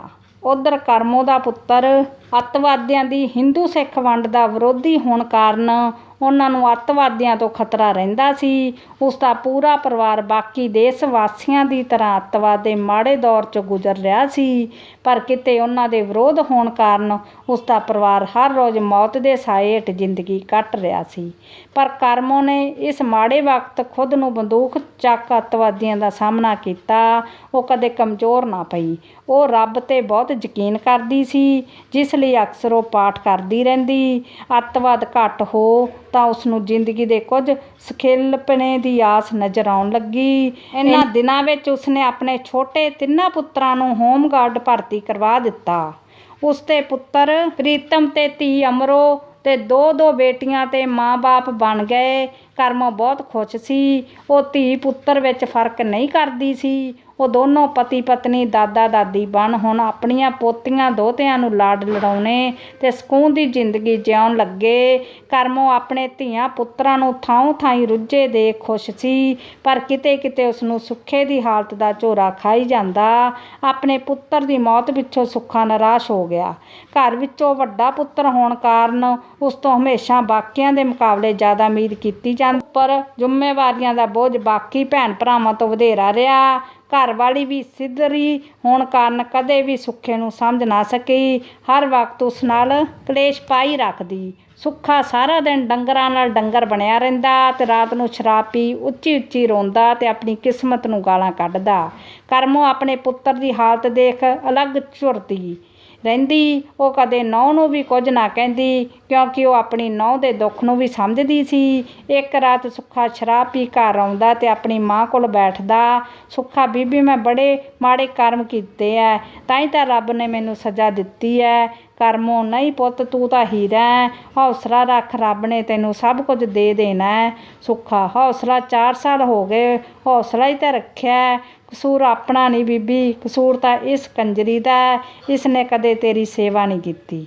ਮੇਰੀ ਰੱਬ ਵਰਗੀ ਮਾਂ ਨੂੰ ਗਾਲਾਂ ਦਿੰਦੀ ਹੈ ਤਾਂ ਰੱਬ ਹੀ ਸਜ਼ਾ ਦਿੰਦਾ ਸਾਨੂੰ। ਕਰਮੋਂ ਨੂੰ ਗੁੱਸਾ ਆਉਂਦਾ, ਜਾ ਬਹਿ ਜਾ ਆਰਾਮ ਨਾਲ, ਉਹਦਾ ਵਿਚਾਰੀ ਦਾ ਕੀ ਕਸੂਰ ਹੈ।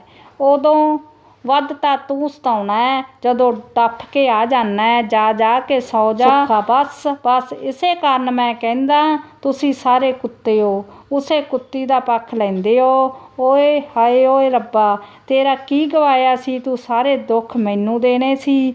ਪ੍ਰੀਤ ਸੁੱਖੇ ਦੀ ਭਤੀਜੀ ਸੁੱਖੇ ਦੀ ਬਾਂਹ ਫੜੀ ਹੋਈ, ਚੱਲ ਤਾਇਆ ਰੋਟੀ ਖਾ। ਮੈਂ ਰੋਟੀ ਰੱਖੀ ਅੰਦਰ। ਸੁੱਖਾ ਪ੍ਰੀਤ ਨੂੰ ਚੁੱਕਦਾ ਹੋਇਆ, ਬੱਲੇ ਬੱਲੇ ਮੇਰਾ ਪੁੱਤ ਰੱਖ ਕੇ ਆਇਆ, ਮੈਂ ਨਹੀਂ ਖਾਂਦਾ ਤੁਹਾਡੀ ਰੋਟੀ। ਹੁਣ ਤਾਂ ਮੇਰਾ ਪੁੱਤ ਜਵਾਨ ਹੋ ਗਿਆ, ਮੈਨੂੰ ਇਹ ਰੋਟੀ ਦਊ। ਸੁੱਖਾ ਗਲਾ ਭਰਦਾ ਪ੍ਰੀਤ ਨਾਲ ਅੰਦਰ ਆ ਜਾਂਦਾ ਹੈ ਤੇ ਰੋਟੀ ਖਾ ਸੌ ਜਾਂਦਾ ਹੈ। ਬਾਹਰ ਬੈਠੀ ਕਰਮੋਂ, ਕੁੜੇ ਪ੍ਰੀਤ ਪੁੱਤ ਸੌਂ ਗਿਆ ਤੇ ਬਾਹਰ ਆ ਜਾ। ਜਾ ਮੇਰੀ ਧੀ ਪ੍ਰੀਤ। ਹਾਂ ਬੀਬੀ ਸੌ ਗਿਆ। ਕਰਮੋਂ ਨੇ ਕਿਹਾ, ਚੱਲ ਧੀਏ ਤੇਰੀ ਤਾਂ ਮੰਨ ਲੈਂਦਾ, ਨਹੀਂ ਤਾਂ ਇਹਨੂੰ ਕਿਹੜਾ ਸਾਂਭੇ, ਜਿੱਦਣ ਪੀ ਆਉਂਦਾ ਕਿਤੇ ਲੂ ਪੀ ਛੱਡਦਾ। ਖੌਰੇ ਇਸ ਚੰਦਰੇ ਰੱਬ ਦਾ ਵੀ ਕੀ ਵੈਰ ਸੀ, ਇਸ ਨਾਂ 'ਤੇ ਜੀ ਦਿੱਤਾ ਸੀ ਤਾਂ ਉਮਰਾਂ ਵੀ ਦੇ ਦਿੰਦਾ। ਇਹੋ ਜਿਹੇ ਦੇਣ ਤੋਂ ਕੀ ਥੁੜਿਆ ਸੀ ਤੇਰਾ। ਕਰਮੋਂ ਵੀ ਰੱਬ ਲਾਂਭੇ ਦਿੰਦੀ, ਮੰਜੇ 'ਤੇ ਪੈ ਜਾਂਦੀ। ਸਵੇਰ ਹੁੰਦੀ ਤਾਂ ਸੁੱਖਾ ਉੱਠਦਾ ਤੇ ਸਾਰਾ ਟੱਬਰ ਰਾਤ ਦੇ ਰੌਲੇ ਕਾਰਨ ਉਸ ਨੂੰ ਕਟਹਿਰੇ ਵਿੱਚ ਖੜ੍ਹਾ ਕਰਦੇ। ਸੁੱਖਾ ਸਵੇਰੇ ਉੱਠਦਾ, ਦਾਤਾ ਮੂੰਹ ਵਿੱਚ ਪਾ ਸਭ ਦੀਆਂ ਸੁਣੀ ਚੁੱਪ ਚਾਪ ਬਾਹਰ ਨੂੰ ਤੁਰ ਪੈਂਦਾ। ਤਾਈ ਬਿਸ਼ਨੀ ਵੇਖ ਤਾਈ ਨੂੰ ਬੁਲਾਉਂਦਾ, ਤਾਈ ਸਤਿ ਸ੍ਰੀ ਅਕਾਲ। ਤਾਈ ਸਤਿ ਸ੍ਰੀ ਵੇ, ਹੁਣ ਮੈਂ ਤਾਈ ਆ। ਰਾਤ ਤਾਂ ਤੇਰੀ ਵੈਰਨ ਸੀ, ਜਿਹਨੇ ਰਿਸ਼ਤਾ ਕਰਵਾ ਤੇਰੀ ਜ਼ਿੰਦਗੀ ਗਾਲਤੀ। ਸੁੱਖਾ ਤਾਈ ਨੂੰ ਗੱਲ ਵਕੜੀ ਪਾਈ, ਨਹੀਂ ਤਾਈ ਏਦਾਂ ਕਿਉਂ ਆਖਦੀ ਐ। ਤਾਈ ਪਰੇ ਹੋ, ਹੁਣ ਬਾਹਲੇ ਨਖਰੇ ਨਾ ਕਰ। ਮੈਂ ਨਹੀਂ ਕਹਿੰਦੀ, ਰਾਤ ਨੂੰ ਤੂੰ ਕਹਿੰਦਾ ਸੀ ਮੇਰੇ ਘਰ ਮੂਹਰੇ ਖਲੋ। ਸੁੱਖਾ ਸ਼ਰਮਿੰਦਾ ਹੁੰਦਾ ਨਹੀਂ। ਤਾਈ ਮਾਫ਼ ਕਰ ਦੇ, ਜੋ ਵੱਧ ਘੱਟ ਬੋਲਤਾ ਹੋਵੇ। ਤਾਂ ਅੱਗੇ ਸਵੇਰ ਦਾ ਸਾਰਾ ਟੱਬਰ ਮਗਰ ਪਿਆ। ਤਾਈ ਨੂੰ ਸੁੱਖੇ 'ਤੇ ਤਰਸ ਆਉਂਦਾ। ਵੇ ਪੁੱਤ ਮੈਂ ਤੈਨੂੰ ਕੀ ਕਹਿਣਾ, ਬਥੇਰਾ ਚੰਗਾ ਹੈ ਤੂੰ। ਜੇ ਆ ਲਾਨ ਨਾ ਪੀਵੇਂ ਛੱਡ ਦੇ, ਕੀ ਪਤਾ ਫਿਰ ਰੱਬ ਤੇਰੀ ਸੁਣ ਲਵੇ। ਸੁੱਖਾ ਉਹ ਤਾਈ ਮੈਂ ਕਿੱਥੇ ਪੀਣਾ, ਬਸ ਕੋਈ ਨਾ ਕੋਈ ਪਿਆ ਦਿੰਦਾ, ਮੈਂ ਤਾਂ ਬਥੇਰਾ ਆਖਦਾ ਕਿ ਨਹੀਂ ਪੀਣੀ। ਤਾਈ ਤੇ ਪੁੱਤ ਤੂੰ ਉਹਨਾਂ ਨਾਲ ਬਹਿਣਾ ਹੀ ਕਿਉਂ। ਸੁੱਖਾ ਚੰਗਾ ਅੱਜ ਤੋਂ ਨਹੀਂ ਜਾਂਦਾ। ਇਹਨਾਂ ਨੂੰ ਹਰਨਾਮ ਸੁੱਖੇ ਦਾ ਯਾਰ ਆ। ਟੱਲੀ ਖੜਕਾਉਂਦਾ। ਹਰਨਾਮਾ ਸੁੱਖਾ ਅੱਜ ਆਪਣੇ ਤੂੜੀ ਬੰਨਣੀ ਹੈ, ਆ ਜਾਏਗਾ। ਸੁੱਖਾ ਨਾ ਭਰਾਵਾ, ਰਾਤ ਤੁਸੀਂ ਵੱਧ ਪਿਆਤੀ, ਹੁਣ ਨਹੀਂ ਜਾਂਦਾ ਤੁਹਾਡੇ ਨਾਲ। ਹਰਨਾਮਾ ਦੇਖ ਆਪਣੇ ਵਾਰੀ ਮੁੱਕਰਦਾ, ਯਾਰ ਨਹੀਂ ਫਿਰ ਤੂੰ ਮੇਰਾ ਜੇਕਰ ਨਾ ਆਇਆ। ਤਾਈ ਵੇ ਹੈ ਉਹਨੇ ਨਹੀਂ ਜਾਣਾ ਤਾਂ ਕਿਉਂ ਖੜਦੇ ਹੋ। ਹਰਨਾਮਾ ਤਾਈ ਅਸੀਂ ਵੀ ਤਾਂ ਇਹਦੇ ਨਾਲ ਕੰਮ ਕਰਵਾਇਆ, ਹੁਣ ਸਾਡੇ ਵਾਰੀ ਕਿੰਨਾ ਚਿਰ ਬੇਹਸਨ ਮਗਰੋਂ। ਸੁੱਖਾ ਜਾਣ ਦੀ ਹਾਮੀ ਭਰ ਦਿੰਦਾ। ਤਾਈ ਮੱਥੇ ਨੂੰ ਹੱਥ ਮਾਰ ਘਰ ਅੰਦਰ ਵੜ ਕਰਮੋਂ ਕੋਲ ਜਾ ਬਹਿੰਦੀ ਐ। ਕਰਮੋਂ ਮੱਥਾ ਟੇਕ, ਤਾਈ ਕਿੱਧਰੋਂ ਆਈ ਐ, ਬਹਿ ਜਾ। ਤੇ ਨਾਲ ਹੀ ਨਹੁੰ ਨੂੰ ਆਵਾਜ਼ ਲਗਾਉਂਦੀ ਐ, ਨੀ ਪਾਣੀ ਦਿਓ ਤਾਈ ਆਈ ਐ। ਤਾਈ ਬੈਠਦੀ, ਆਉਣਾ ਕਿੱਥੋਂ ਐ, ਕਰਮੋਂ ਘਰੋਂ ਹੀ ਆਈ ਐ। ਆਈ ਤਾਂ ਸੀ ਤੈਨੂੰ ਸੁੱਖੇ ਦੀ ਕਰਤੂਤ ਦਾ, ਰਾਤ ਬਹੁਤ ਮੰਦਾ ਚੰਗਾ ਬੋਲ ਕੇ ਆਇਆ ਮੈਨੂੰ। ਕਰਮੋਂ ਕੀ ਕਰਾਂ ਤਾਈ, ਮੈਂ ਤਾਂ ਆਪ ਬਥੇਰਾ ਦੁਖੀ ਇਹਦੇ ਹੱਥੋਂ, ਬਥੇਰਾ ਸਮਝਾਇਆ ਨਹੀਂ ਸਮਝਦਾ। ਤਾਈ ਪਤਾ ਹੈ ਧੀਏ, ਮੈਨੂੰ ਵੀ ਫਿਕਰ ਨਾ ਕਰ, ਮੈਂ ਤੈਨੂੰ ਲਾਂਭਾ ਦੇਣ ਨਹੀਂ ਆਈ, ਬਸ ਉਹਦਾ ਹਿਰਖ ਜਾ ਸੀ। ਹੁਣ ਬਾਹਰ ਮਿਲਿਆ ਸੀ, ਮਾਫ਼ੀ ਮੰਗਦਾ ਸੀ। ਜਾਂਦੀਆਂ ਨਕਤੇ ਦੇ ਦਿਲ ਵਿੱਚ ਕੁਝ ਨਹੀਂ, ਹਿਰਖ ਤਾਂ ਰੱਬ ਨਾਲ ਹੈ। ਵਕਤ ਆਪਣੀ ਚਾਲੇ ਤੁਰਦਾ ਗਿਆ, ਨਾ ਸੁੱਖਾ ਬਦਲਿਆ ਤੇ ਨਾ ਹਾਲਾਤ। ਹੁਣ ਸੁਰਜਣ ਲਈ ਵੀ ਰਿਸ਼ਤੇ ਆਉਣੇ ਸ਼ੁਰੂ ਹੋ ਗਏ। ਕਰਮੋਂ ਨੇ ਇੱਕ ਚੰਗੀ ਕੁੜੀ ਵੇਖ ਸੁਰਜਣ ਦਾ ਵਿਆਹ ਕਰ ਦਿੱਤਾ। ਵਿਆਹ ਦੇ 4 ਮਹੀਨੇ ਬੜੇ ਸੋਹਣੇ ਲੰਘੇ, ਪਰ ਜਲਦੀ ਸੁਰਜਣ ਦੀ ਕਮਾਈ ਦਾ ਹੰਕਾਰ ਉਸਦੀ ਪਤਨੀ ਨੂੰ ਹੋਣ ਲੱਗਾ। ਸੁਰਜਣ ਕਦੇ ਵੀ ਆਪਣੇ ਪਰਿਵਾਰ ਤੋਂ ਵੱਖ ਨਹੀਂ ਹੋਣਾ ਚਾਹੁੰਦਾ ਸੀ, ਪਰ ਉਸਦੀ ਪਤਨੀ ਉਸਦੇ ਪਰਿਵਾਰ ਨੂੰ ਪੱਲੇ ਨਾ ਬੰਨ੍ਹਦੀ। ਇਹਨਾਂ ਗੱਲਾਂ ਤੋਂ ਕਲੇਸ਼ ਵਧਣ ਲੱਗਾ। ਸੁਰਜਣ ਦੀ ਪਤਨੀ ਆਪਣੇ ਪੇਕੇ ਘਰ ਜਾ ਬੈਠੀ। ਕਈ ਮਹੀਨੇ ਬੀਤ ਗਏ। ਸੁੱਖੇ ਤੇ ਸੁਰਜਣ ਦੇ ਗ੍ਰਹਿਸਥ ਜੀਵਨ ਦੀਆਂ ਉਲਝਣਾਂ ਨੂੰ ਸੁਲਝਾਉਣ ਦੀ ਕੋਸ਼ਿਸ਼ ਕਰਦੀ, ਆਪਣੇ ਪਰਿਵਾਰ ਨੂੰ ਸਮਝਾਉਂਦੀ ਕਰਮੋਂ ਅੱਗੇ ਵੱਧਦੀ ਗਈ। ਉਹ ਹਮੇਸ਼ਾ ਸੁਰਜਣ ਨੂੰ ਨਹੁੰ ਨੂੰ ਘਰ ਲੈ ਕੇ ਆਉਣ ਨੂੰ ਕਹਿੰਦੀ, ਪਰ ਉਹ ਮੰਨਣ ਨੂੰ ਤਿਆਰ ਨਹੀਂ ਸੀ। ਫਿਰ ਸੁਰਜਣ ਦੇ ਘਰ ਪੁੱਤਰ ਪੈਦਾ ਹੋਇਆ। ਸਭ ਨੂੰ ਇੱਕ ਆਸ ਬੱਝੀ ਤੇ ਉਹਨਾਂ ਸੁਰਜਣ ਨੂੰ ਮਨਾ ਉਸ ਨੂੰ ਘਰ ਲੈ ਆਂਦਾ। ਜਿਵੇਂ ਕਿਵੇਂ ਲੜਦੇ ਭਿੜਦੇ ਜ਼ਿੰਦਗੀ ਕੱਟਣ ਲੱਗੇ। ਕਰਮੋਂ ਨੇ ਹੁਣ ਆਪਣੇ ਛੋਟੇ ਦੋਵਾਂ ਪੁੱਤਰਾਂ ਦਾ ਵਿਆਹ ਕਰ ਆਪਣੀਆਂ ਜ਼ਿੰਮੇਵਾਰੀਆਂ ਤੋਂ ਸੁਰਖਰੂ ਹੋ ਸੁੱਖ ਦਾ ਜੀਵਨ ਬਿਤਾਉਣ ਬਾਰੇ ਸੋਚਿਆ। ਪਰ ਉਹ ਜ਼ਿੰਦਗੀ ਦੇ ਅਸਲ ਆਉਣ ਵਾਲੇ ਇਮਤਿਹਾਨ ਤੋਂ ਅਣਜਾਣ ਸੀ। ਸਮਾਜ ਦੇ ਰੀਤੀ ਰਿਵਾਜ ਤੇ ਝੂਠੀਆਂ ਕਦਰਾਂ ਕੀਮਤਾਂ ਨੇ ਕਿਵੇਂ ਉਸਦੇ ਘਰ ਨੂੰ ਘੁਣ ਵਾਂਗ ਖਾ ਲਿਆ, ਇਹ ਆਖਰੀ ਸਾਹਾਂ ਤੱਕ ਨਾ ਸਮਝ ਸਕੀ। ਜ਼ਿੰਦਗੀ ਨੇ ਉਹ ਆਖਰੀ ਹਸੀਨ ਪਲ ਜੋ ਉਹਨਾਂ ਬਜ਼ੁਰਗ ਜੋੜੇ ਨੇ ਆਪਣੇ ਪੁੱਤਰਾਂ ਨਾਲ ਹੱਸ ਖੇਡ ਕੇ ਕੱਟਣੇ ਸੀ, ਇਸ ਸਮਾਜ ਦੀ ਚੰਦਰੀ ਨਜ਼ਰ ਨੇ ਉਹਨਾਂ ਹੀ ਹਾਸਿਆਂ ਨੂੰ ਹੌਂਕਿਆਂ ਵਿੱਚ ਬਦਲਤਾ। ਉਹਨਾਂ ਹੌਂਕਿਆਂ ਦੀ ਕੂਕ ਉਸਦੇ ਤੁਰ ਜਾਣ ਪਿੱਛੋਂ ਵੀ ਉਸਦੇ ਘਰ ਵਿੱਚੋਂ ਸੁਣਾਈ ਦਿੰਦੀ। ਰਾਜਵਿੰਦਰ ਉਰਫ ਰਾਜੂ ਕਰਮੋਂ ਤੋਂ ਸਭ ਤੋਂ ਛੋਟਾ ਤੇ ਲਾਡਲਾ ਪੁੱਤ ਸੀ। ਪੱਕਾ ਰੰਗ, ਉੱਚਾ ਲੰਬਾ ਕੱਦ, ਤਿੱਖੇ ਨੈਣ ਨਕਸ਼ਾਂ ਦਾ ਮਾਲਕ। ਰਾਜੂ ਹਰ ਵਕਤ ਖੱਚਰਾ ਹੱਸਦਾ ਰਹਿੰਦਾ ਤੇ ਉਸਦਾ ਨਿੱਕਾ ਹਾਸਾ ਝੱਟ ਹਰ ਕਿਸੇ ਨੂੰ ਉਸ ਵੱਲ ਆਕਰਸ਼ਿਤ ਕਰਦਾ। ਰਾਜੂ ਅਜੇ 19 ਸਾਲ ਦਾ ਸੀ ਜਦੋਂ ਉਸ ਸ਼ਹਿਰੀ ਗਨਮੈਨ ਦੀ ਨੌਕਰੀ ਮਿਲ ਗਈ। ਇੱਥੇ ਸ਼ਹਿਰ ਰਹਿੰਦੇ ਹੀ ਉਸਦੇ ਗਵਾਂਢ ਰਹਿੰਦੀ ਚੰਨੋ ਰਾਜੂ ਦੇ ਮਨ ਨੂੰ ਭਾ ਗਈ। ਝੱਟ ਹੀ ਚੰਨੋ ਨੇ ਰਾਜੂ ਇੱਕ ਦੂਜੇ ਨਾਲ ਇਕੱਠੇ ਮਰਨ ਜਿਉਂਦੀਆਂ ਕਸਮਾਂ ਖਾ ਬੈਠੇ। ਰਾਜੂ ਲਈ ਹੁਣ ਚੰਨੋ ਬਿਨਾਂ ਜ਼ਿੰਦਗੀ ਜਿਉਣਾ ਸੰਭਵ ਨਹੀਂ ਸੀ। ਉਹ ਚੰਨੋ ਨਾਲ ਵਿਆਹ ਕਰਵਾਉਣਾ ਚਾਹੁੰਦਾ ਸੀ। ਇਸ ਦੀ ਉਸਦੇ ਘਰ ਆ ਕਰਮੋਂ ਨਾਲ ਗੱਲ ਕੀਤੀ। ਰਾਜੂ ਨੇ ਕਿਹਾ, ਚੁੱਲ੍ਹੇ ਅੱਗੇ ਬੈਠਾ ਤੀਲੇ ਨਾਲ ਮਿੱਟੀ 'ਤੇ ਕੁਝ ਲਿਖਦਾ ਹੋਇਆ, ਬੀਬੀ ਕੀ ਕਰੀ ਜਾਨੀ ਐ? ਕਰਮੋਂ ਨੇ ਕਿਹਾ, ਆਟੇ ਦਾ ਪੇੜਾ ਕਰਦੀ ਹੋਈ ਬੋਲੀ, ਰੋਟੀਆਂ ਪਕਾਉਣ ਲੱਗੀ ਆਂ। ਰਾਜੂ, ਹੁਣ ਤੇਰੀ ਉਮਰ ਆਰਾਮ ਕਰਨ ਦੀ ਐ, ਰੋਟੀਆਂ ਦੀ ਨਹੀਂ। ਕਰਮੋਂ ਨੇ ਕਿਹਾ, ਆਹੋ ਹੁਣ ਮਾਂ ਤੈਨੂੰ ਬੁੱਢੜ ਦਿਖਦੀ ਐ। ਰਾਜੂ ਨੇ ਕਿਹਾ, ਉਹ ਨਹੀਂ ਬੀਬੀ, ਮੈਂ ਕਿਹਾ ਹੁਣ ਤੇਰੀ ਨਹੁੰਆਂ ਤੋਂ ਸੇਵਾ ਕਰਾਉਣ ਦੀ ਉਮਰ ਐ, ਰਾਜ ਕਰਨ ਦੀ। ਕਰਮੋਂ ਨੇ ਕਿਹਾ, ਵੇ ਭਾਬੀ ਤੇਰੇ ਕੋਲ ਕੀ ਕਰਵਾਵਾਂ, ਵਿਚਾਰੀ ਜਵਾਕੜੀ ਸਾਰਾ ਦਿਨ ਤਾਂ ਲੱਗੀ ਰਹਿੰਦੀ ਐ, ਆਹ ਦੂਜੀਆਂ ਜਦੋਂ ਆਉਣਗੀਆਂ ਵੇਖੀ ਜਾਊ। ਰਾਜੂ, ਲੈ ਬੀਬੀ ਦੂਜੀਆਂ ਆਪਣੇ ਆਪ ਆ ਜਾਣੀਆਂ, ਲੈ ਕੇ ਆਵਾਂਗੇ ਤਾਂ ਆਉਣਗੀਆਂ। ਕਰਮੋਂ ਨੇ ਕਿਹਾ, ਮੰਗਣੇ ਤਾਂ ਕੀਤੇ ਐ, ਜਦੋਂ ਅਗਲੇ ਵਿਆਹ ਲਈ ਮੰਨਣਗੇ ਤਾਂ ਲਿਆਵਾਂਗੇ। ਰਾਜੂ, ਮੇਰਾ ਰੋਕਾ ਤਾਂ ਹੋਇਆ ਨਹੀਂ। ਕਰਮੋਂ ਨੇ ਕਿਹਾ, ਤੇਰਾ ਮਰ ਜਾਣੇ, ਤੂੰ ਇਸ ਕਰਕੇ ਮਾਂ ਨੂੰ ਫੁੱਲੀਆਂ ਪਾਉਂਦਾ ਸੀ। ਤੇਰੇ ਤੋਂ ਵੱਡੇ ਵਿਆਹ ਲਵਾਂ, ਫਿਰ ਦੇਖ ਲੂੰ ਤੇਰੇ ਲਈ ਵੀ ਹੀਰ ਲਿਆ ਦੂੰ, ਤੈਨੂੰ ਵੀ ਡੋਲਾ। ਰਾਜੂ ਨੇ, ਲੈ ਬੀਬੀ ਤੂੰ ਡੋਲੇ ਤੋਂ ਪਾਣੀ ਵਾਰਨ ਵਾਲੀ ਬਣ, ਹੀਰ ਤਾਂ ਮੈਂ ਲੱਭ ਲਈ। ਕਰਮੋਂ, ਹੇ ਵੇ ਤੂੰ ਕਿਹੜੀ ਲੱਭ ਲਈ ਆ, ਕੌਣ ਹੈ? ਰਾਜੂ, ਜਿੱਥੇ ਮੈਂ ਕੰਮ ਕਰਦਾ ਉੱਥੋਂ ਦੀ ਐ, ਉਸੇ ਗਲੀ ਵਿੱਚ ਰਹਿੰਦੀ ਐ। ਕਰਮੋਂ, ਅੱਛਾ ਜੱਟੀ ਐ? ਨਹੀਂ ਬੀਬੀ ਬਾਹਮਣੀ। ਕਰਮੋਂ ਗੁੱਸੇ 'ਚ, ਮੇਰੇ ਹੱਥ ਵੇਲਣਾ ਐ, ਵੱਖੀਆਂ ਭੰਨ ਦੂੰ ਫੇਰ ਉਹਦਾ ਨਾਮ ਲਿਆ ਤਾਂ। ਰਾਜੂ, ਪਰ ਬੀਬੀ ਕਰਮੋਂ ਕੁਝ ਨਹੀਂ ਸੁਣਨਾ, ਮੈਂ ਦਫਾ ਹੋ ਜਾ। ਰਾਜੂ, ਬੀਬੀ ਤੋਂ ਵਿਆਹ ਤਾਂ ਉਸੇ ਨਾਲ ਕਰਵਾਉਣਾ ਹੈ। ਕਰਮੋਂ, ਜਾ ਜੋ ਕਰਨਾ ਕਰ, ਮਾਂ ਦਾ ਮਰੀ ਦਾ ਮੂੰਹ ਵੇਖੀ ਫਿਰ। ਰਾਜੂ ਗੁੱਸੇ ਹੋ ਘਰੋਂ ਚਲਾ ਜਾਂਦਾ ਹੈ। ਕਰਮੋਂ ਰੋਂਦੀ ਖੱਪਦੀ ਤੇ ਡਰਦੀ ਕਿਤੇ ਰਾਜੂ ਦੂਜੇ ਧਰਮ ਜਾਤ ਦੀ ਕੁੜੀ ਲਿਆ ਉਸਦੀ ਬਦਨਾਮੀ ਨਾ ਕਰਾ ਦੇ। ਸਮਾਜ ਵਿੱਚ ਪਾਈਆਂ ਵੰਡਾਂ ਤੇ ਅੱਜ ਦਾ ਪੁੱਤ ਵਿਚਕਾਰ ਕੰਧ ਬਣ ਖੜ ਗਈਆਂ। ਕਈ ਦਿਨ ਬੀਤ ਗਏ ਪਰ ਰਾਜੂ ਦਾ ਕੋਈ ਅਤਾ ਪਤਾ ਨਾ ਮਿਲਿਆ। ਅੱਤ ਦੀ ਗਰਮੀ ਤੇ ਕੜਕਦੀ ਧੁੱਪ ਅੱਜ ਤੱਕ ਗਰਮੀ ਨੇ ਤਰਾਹ ਕੱਢਿਆ ਪਿਆ। ਕਰਮੋਂ ਬਾਹਰ ਹਵੇਲੀ ਵਿੱਚ ਬੋਹੜ ਦੀ ਛਾਂ ਹੇਠਾਂ ਮੰਜਾ ਢਾ ਲੰਬੀ ਪਈ, ਬੀਤੇ ਸਮੇਂ ਦੇ ਉਧੇੜ ਬੁਣ ਵਿੱਚ ਗਵਾਚੀ ਹੈ। ਬਾਹਰ ਇੱਕ ਟਰੱਕ ਆ ਖੜਦਾ। ਕਰਮੋਂ ਸੋਚਾਂ ਤੋਂ ਬਾਹਰ ਆ ਆਪਣੀਆਂ ਨਹੁੰਆਂ ਨੂੰ ਆਵਾਜ਼ ਲਗਾਉਂਦੀ ਹੈ, ਕੁੜੇ ਬਾਹਰ ਦੇਖੋ ਕੌਣ ਆਇਆ। ਵੱਡੀ ਜਾਤ ਦਰਵਾਜ਼ਾ ਖੋਲ੍ਹਦੀ ਹੈ ਤੇ ਸਾਰੇ ਬਾਹਰ ਆ ਦੇਖਣ ਲੱਗਦੇ ਹੈ, ਕਿਉਂਕਿ ਕਰਮੋਂ ਦੀ ਆਵਾਜ਼ ਤੇ ਖੁਸ਼ੀ ਨੇ ਸਭ ਨੂੰ ਇਕੱਠਾ ਕਰ ਲਿਆ ਸੀ। ਵੀਰਾ ਟਰੱਕ ਵਿੱਚੋਂ ਉੱਤਰ ਵਿਹੜੇ ਵਿੱਚ ਆ ਖੜ ਗਿਆ। ਦੇਖ ਭੈਣ ਹਰ ਵਾਰ ਆਏ ਕੋਲ ਰੋਂਦੀ ਸੀ ਕਿ ਪਤਾ ਨਹੀਂ ਮੇਰਾ ਪੁੱਤ ਕਿੱਥੇ ਹੋਊ, ਕੀ ਕਰਦਾ ਹੋਊ। ਲੱਭ ਲਿਆਂਦਾ ਨੇ ਇਸ ਪਤੰਦਰ ਨੂੰ। ਵੀਰਾ ਕਰਮੋਂ ਦਾ ਭਰਾ ਹੈ, ਉਹ ਟਰੱਕ 'ਤੇ ਕੰਮ ਕਰਦਾ ਸੀ। ਰਾਜੂ ਵੀ ਘਰ ਛੱਡਣ ਪਿੱਛੋਂ ਟਰੱਕ 'ਤੇ ਹੀ ਗਿਆ ਸੀ। ਅੱਜ ਵੀਰਾ ਰਾਜੂ ਨੂੰ ਵਰ੍ਹਿਆਂ ਪਿੱਛੋਂ ਘਰ ਲਿਆਇਆ ਸੀ। ਸਾਰਾ ਟੱਬਰ ਖੁਸ਼ ਸੀ। ਰਾਜੂ ਸਾਰੇ ਪਰਿਵਾਰ ਨੂੰ ਮਿਲਿਆ। ਮਾਂ ਕਰਮੋਂ ਵਾਰ-ਵਾਰ ਉਸਨੂੰ ਗਲੇ ਲਗਾ ਰਹੀ ਸੀ, ਕਦੇ ਉਸਦਾ ਮੱਥਾ ਚੁੰਮੇ, ਕਦੇ ਉਸਨੂੰ ਘੁੱਟ ਗਲ ਨਾ ਲਗਾਵੇ। ਕਰਮੋਂ ਪੁੱਤ ਹੁਣ ਨਾ ਜਾਵੀਂ ਕਿਤੇ। ਰਾਜੂ ਰੁੱਝੇ ਰਹੇ, ਲੈ ਬੀਬੀ ਹੁਣ ਕਿੱਥੇ ਜਾਣਾ ਭਲਾ। ਮਾਂ ਪੁੱਤ ਕਿੰਨੀਆਂ ਗੱਲਾਂ ਵਿੱਚ ਵੀਰਾ ਹੱਸਦਾ ਹੋਇਆ ਦੇਖ ਪੁੱਤ ਮਿਲ ਗਿਆ ਤਾਂ ਭਰਾ ਵੱਲ ਵੇਖਿਆ ਵੀ ਨਹੀਂ। ਭੈਣ ਮੈਂ ਲੱਭ ਕੇ ਲਿਆਂਦਾ ਹੈ, ਆਪੇ ਨਹੀਂ ਆਇਆ। ਕਰਮੋਂ ਵੀਰੇ ਨੂੰ ਗੱਲ ਲਾਉਂਦੀ ਹੋਈ, ਸ਼ੁਕਰ ਹੈ ਤੇਰਾ ਤੂੰ ਮੇਰਾ ਪੁੱਤ ਵਾਪਸ ਲਿਆਤਾ। ਅੱਜ ਤਾਂ ਤੂੰ ਭਾਵੇਂ ਮੇਰੀ ਜਿੰਦ ਮੰਗ ਲੈ, ਉਹ ਵੀ ਤੇਰੇ ਨਾਂ ਕਰ ਦੂੰ। ਤੂੰ ਦੱਸ ਤਾਂ ਸਹੀ ਕੀ ਚਾਹੀਦਾ ਵੀਰਾ। ਲੈ ਭੈਣ ਮੈਂ ਤਾਂ ਹੱਸਦਾ ਸੀ, ਤੇਰੀ ਖੁਸ਼ੀ ਤੋਂ ਵੱਧ ਹੋਰ ਕੀ ਚਾਹੀਦਾ ਹੈ। ਇਹ ਮੇਰਾ ਵੀ ਤਾਂ ਭਾਣਜਾ ਹੈ, ਐਵੇਂ ਕਿਉਂ ਜਾਣ ਦਿੰਦਾ ਇਹਨੂੰ। ਕਰਮੋਂ ਨਹੁੰ ਨੂੰ ਚੱਲ ਕੁੜੇ ਕੜਾਈ ਰੱਖ ਤੇ ਚਾਹ ਧਰ ਲੈ। ਪਕੌੜੇ ਤੇ ਚਾਹ ਬਣਾ ਲੈਂਦੇ ਆ। ਇੰਨੇ ਚਿਰ ਪਿੱਛੋਂ ਮੁੰਡਾ ਘਰ ਆਇਆ। ਮੈਂ ਤਾਂ ਆਪਣੇ ਪੁੱਤਰ ਨੂੰ ਆਪਣੇ ਹੱਥੀਂ ਖਵਾਊਂ ਤੇ ਕਿੰਨਾ ਮਾੜਾ ਹੋਇਆ ਮੇਰਾ ਪੁੱਤ। ਸਾਰੇ ਕਰਮੋਂ ਦੀਆਂ ਗੱਲਾਂ ਸੁਣਦੇ ਹੱਸਦੇ ਤੇ ਕਰਮੋਂ ਆਪਣੀ ਨਹੁੰ ਨਾਲ ਚੌਂਕੇ ਵਿੱਚ ਜਾ ਲੱਗਦੀ। ਖਾਣਾ ਬਣਦਾ, ਸਭ ਖਾਣਾ ਖਾਂਦੇ। ਇਸੇ ਤਰ੍ਹਾਂ ਹੱਸਦਿਆਂ ਦਿਨ ਬੀਤ ਜਾਂਦਾ।